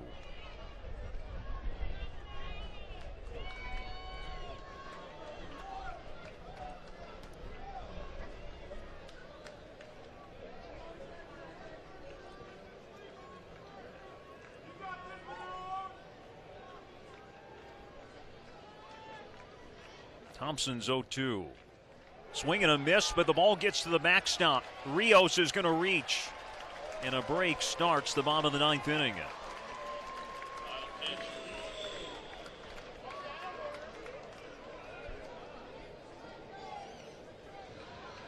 Yeah, you see there the wild pitch, and obviously Rios running down at first. After that great play he made, got the fans excited. So this is a good opportunity for the Dodgers to try to put something together with a little energy, a little momentum going. Matt Beatty will pinch it for Rocky Gale.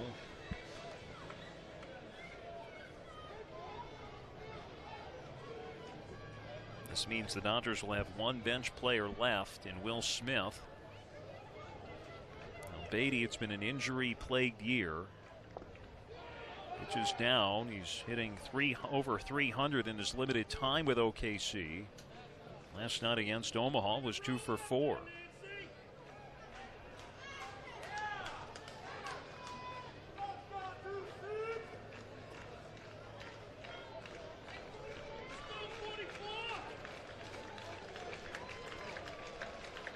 Infielders at double play depth. It's in the dirt, stopped by Bandy.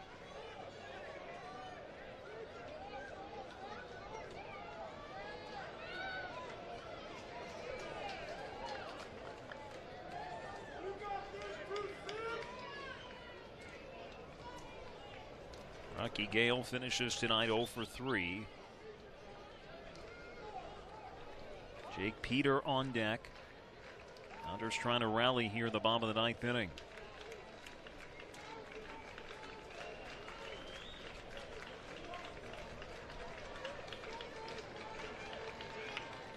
They've led by as many as 2. That missed a little bit high, ball 3. Yeah, that's a great take right there. You could tell he wanted that. Now he's got a 3-0 count. And the Dodgers scored 1 in the first. Sky Sox 1 in the second, stayed 1-1 until the 6th. Sky Sox took the lead on a wild pitch in the top of the 6th.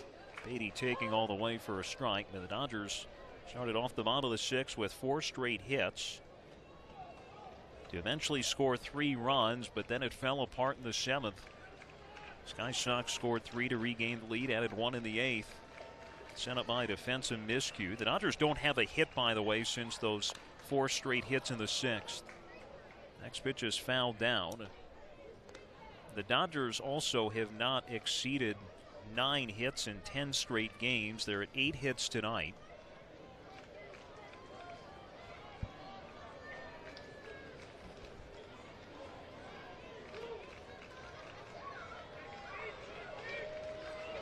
Thompson was behind 3-0. It's now 3-2.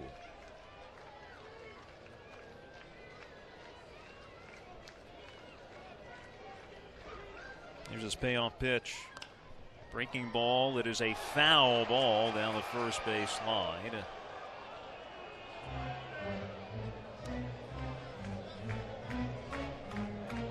I think you'd rather that ball go foul so you give yourself another opportunity to swing the stick here. Thompson struggled a little bit this inning with throwing the ball, blowing in the dirt. Left-hander Mike Zagurski throwing in the Sky Sox bullpen. 43 up in the bullpen for the Sox.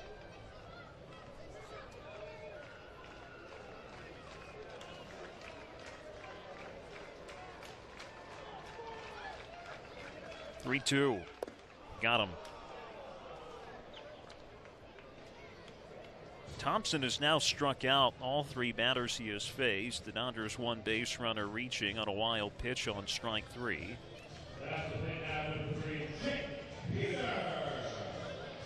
Peter at the plate for the 2nd time tonight. Drew a leadoff walk in the 7th. That was the good thing. The bad thing was the base running mistake later in the inning.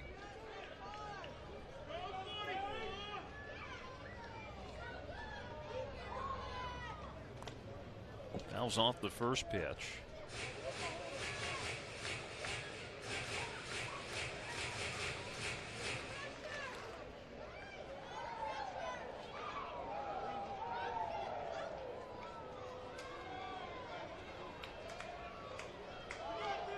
Well, if Colorado Springs hangs on here, it is going to be a big contrast in how the bullpens performed for these 2 teams. Fly ball, shallow center. It is down for a hit. Rios will hold it second, just out of the grasp of a sliding Saladino. And the Dodgers have the tying runs on with 1 out in the 9th inning. Now they start to get something going here, and as long as you have outs, you have life. All it takes is 1 swing.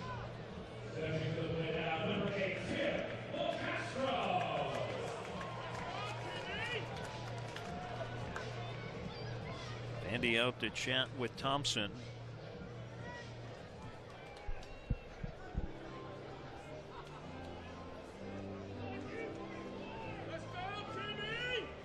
Mentioned how he was recently claimed off waivers, option to Colorado Springs. Pretty much thrust right into a playoff race.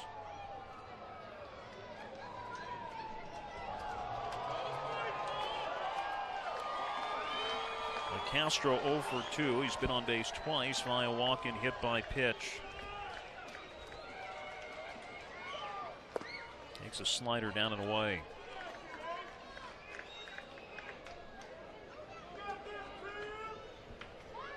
Alex Verdugo on deck. Rios now at second, Peter at first, representing the tying runs here with one away in the ninth.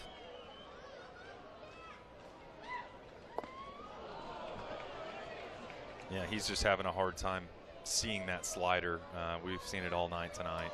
He just looks really uncomfortable up there on that one pitch.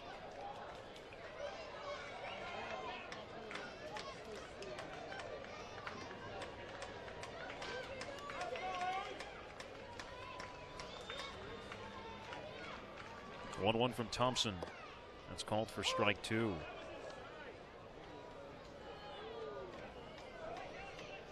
I hate to say it, but if I'm Thompson and Bandy, I see no reason not to throw another slider. No, absolutely. This is what you want to see. If you can throw the slider low and away here, LeCastro's, he's basically been swinging at him. And he takes that one.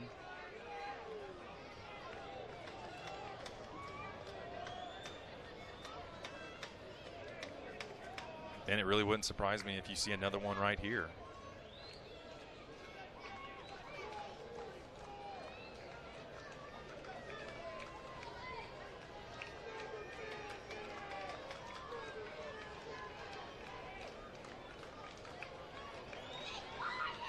Pitch to LeCastro, able to foul it out of play to the right. So there you saw 3 straight sliders or off-speed pitches. Yeah, if you're Thompson, I don't know if you would stay with that slider outside, but you might try to move something inside here and go back to it.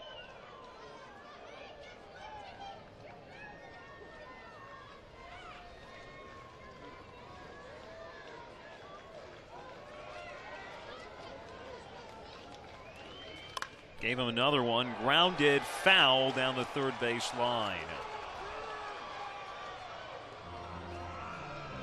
Yeah, very rarely do you see 4 straight sliders at any time in a game.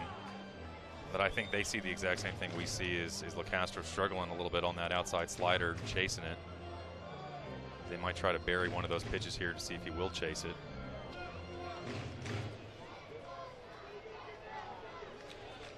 Now the Dodgers dugout, everybody up on the railing right now. Doesn't matter who you are. Hoping their teammates can pull through here.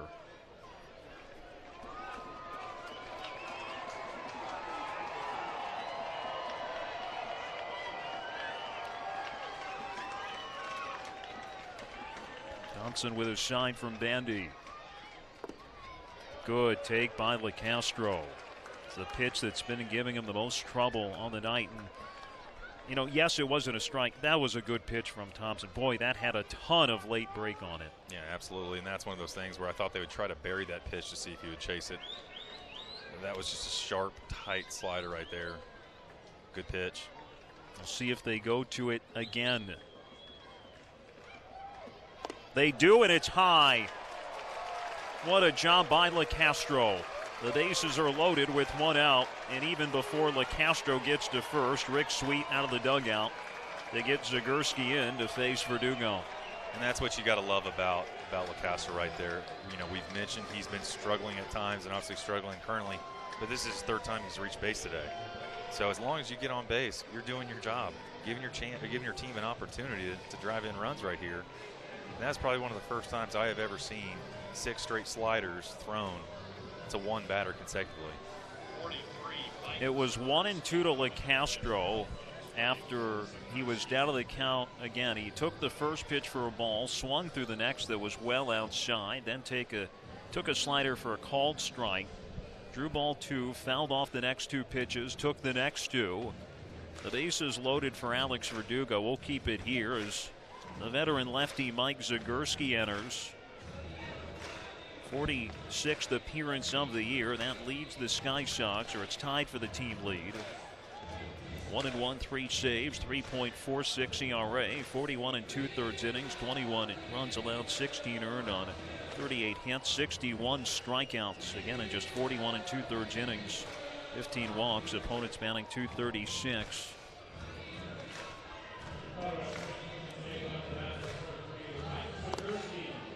Let's take a look again at the end of LeCastro's plate appearance.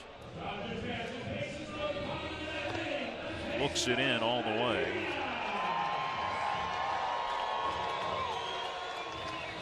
The bases loaded, 1 out. How about this game? The first of 4 here, the first of 9. These teams will play before the regular season ends, duking it out for the division title. A game that's had a few lead changes, and now the Dodgers have loaded the bases with 1 out for one of their best hitters in Alex Verdugo. And tonight, 1 for 3 with a walk and a run scored.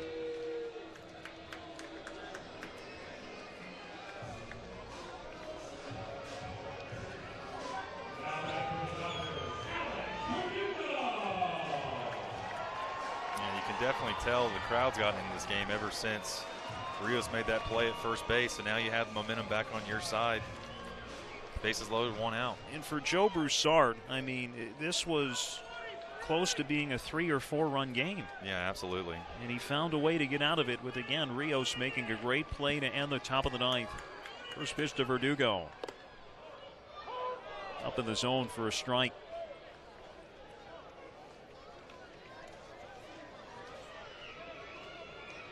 Verdugo 1 for 4 with the bases loaded this year.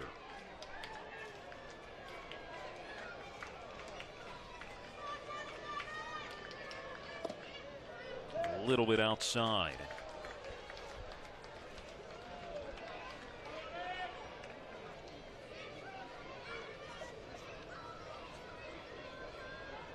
Zagurski is holding left-handed hitters to a .218 average this year.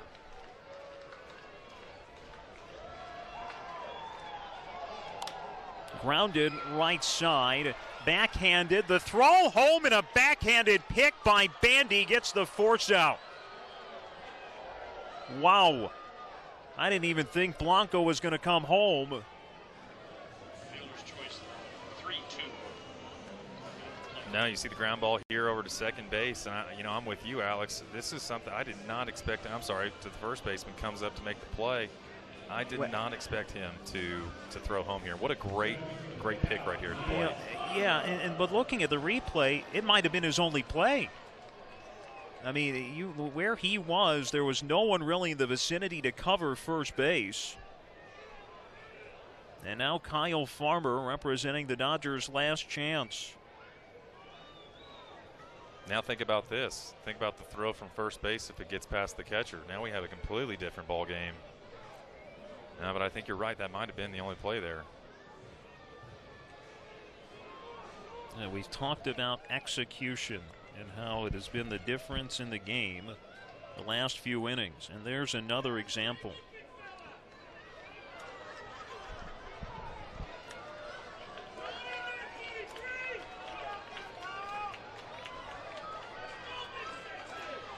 Kyle Farmer has endeared himself to Los Angeles Dodgers fans with some late clutch hits in his time when he's been up in the big leagues.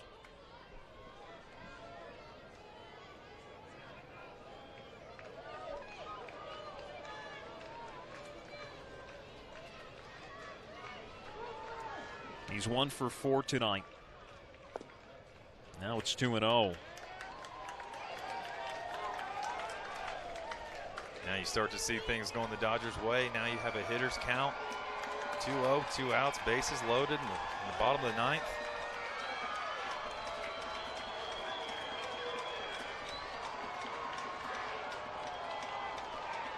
Now Zagurski steps off. Peter at third, LeCastro at second, Verdugo at first.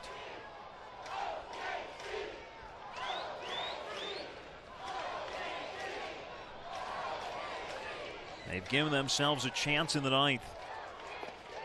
It's outside, ball 3. Donovan Solano on deck.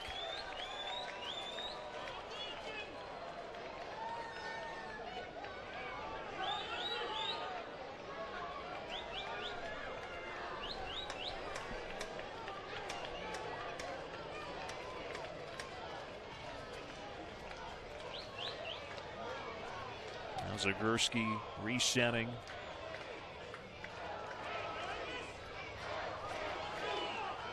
The fans that are still here, it's been a long game in terms of time.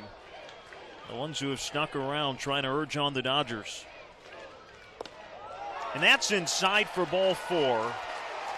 A run will be in. Donovan Solano now comes up.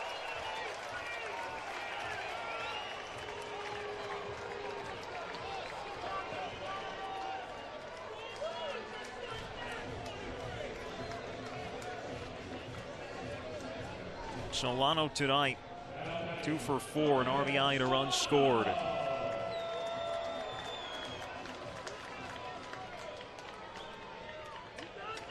This is Mike Zagurski's game for Colorado Springs.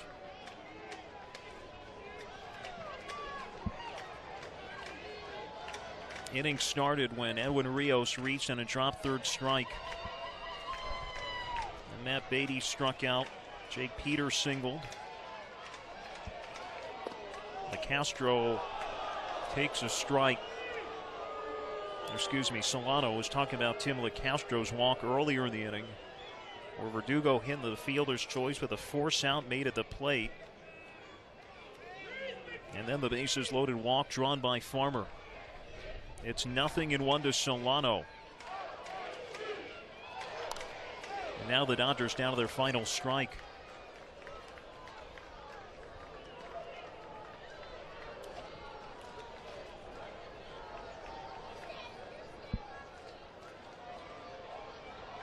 What a game this has been to open up this series. But how will it end for the Dodgers? There have been some highs, there have been some lows.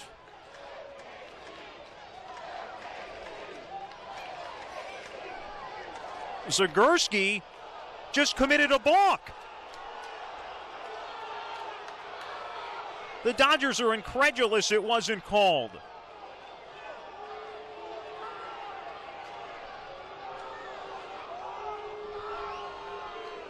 I mean, to me, in real time, it never looked like he fully stepped off the rubber before turning to third. He tapped it. I mean, that foot was still on the rubber. Pitch is grounded left side. Saladino will flip to second to end the game. Now the Sky Sox hang on for a 6-5 win as the Dodgers leave the bases loaded. Objectively, this was a tremendous game. Subjectively, it just didn't have the right ending tonight.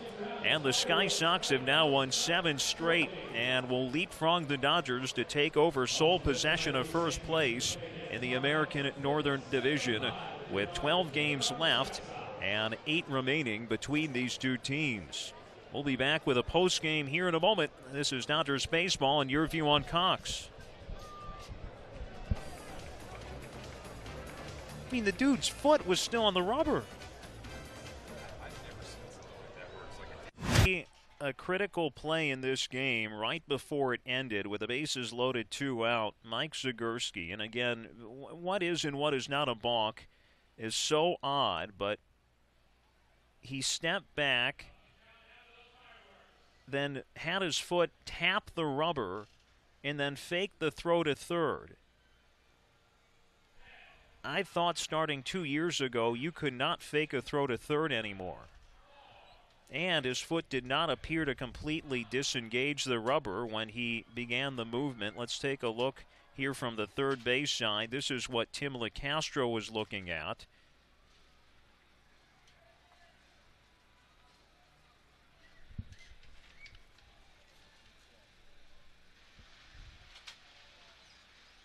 The Dodgers, again, and look, this is where I wish we had a rules expert with us. But, gosh, with such an awkward movement like that, with the foot not fully engaged, the fake to third, which, again, was outlawed several years ago. If it's not allowed when you've got runners at first and third, how could it be allowed when you have the bases loaded?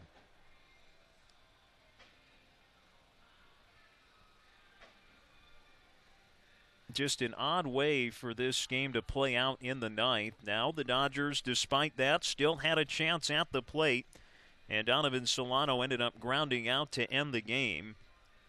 But the Dodgers will fall by 1, and again, as a result, the Sky Sox leapfrog the Dodgers for first place in the division with 8 left between these teams. So here you go, 3 left in this series, and the Dodgers, it's simple. You got to win 2 or 3 to make sure you leave this series still with first place in your possession. It'll be Daniel Corsino and Paulo Espino tomorrow night. And then that game will be on our airwaves tomorrow and then Sunday and Monday. It's the final regular season home games of the year and the final guaranteed times you have a chance to see the Dodgers play at home this season. It is so important to come out and support this team here in this big series against the Sky Sox. Again, this was just such a great game from an objective point of view here tonight, and unfortunately just not end the way the Dodgers wanted it to. They've still got 3 left here in this series, and we can only hope that the 3 games are as good as they were tonight. Hopefully, though, with the Dodgers coming out on top. Again, the 6-5 was the final tonight, so the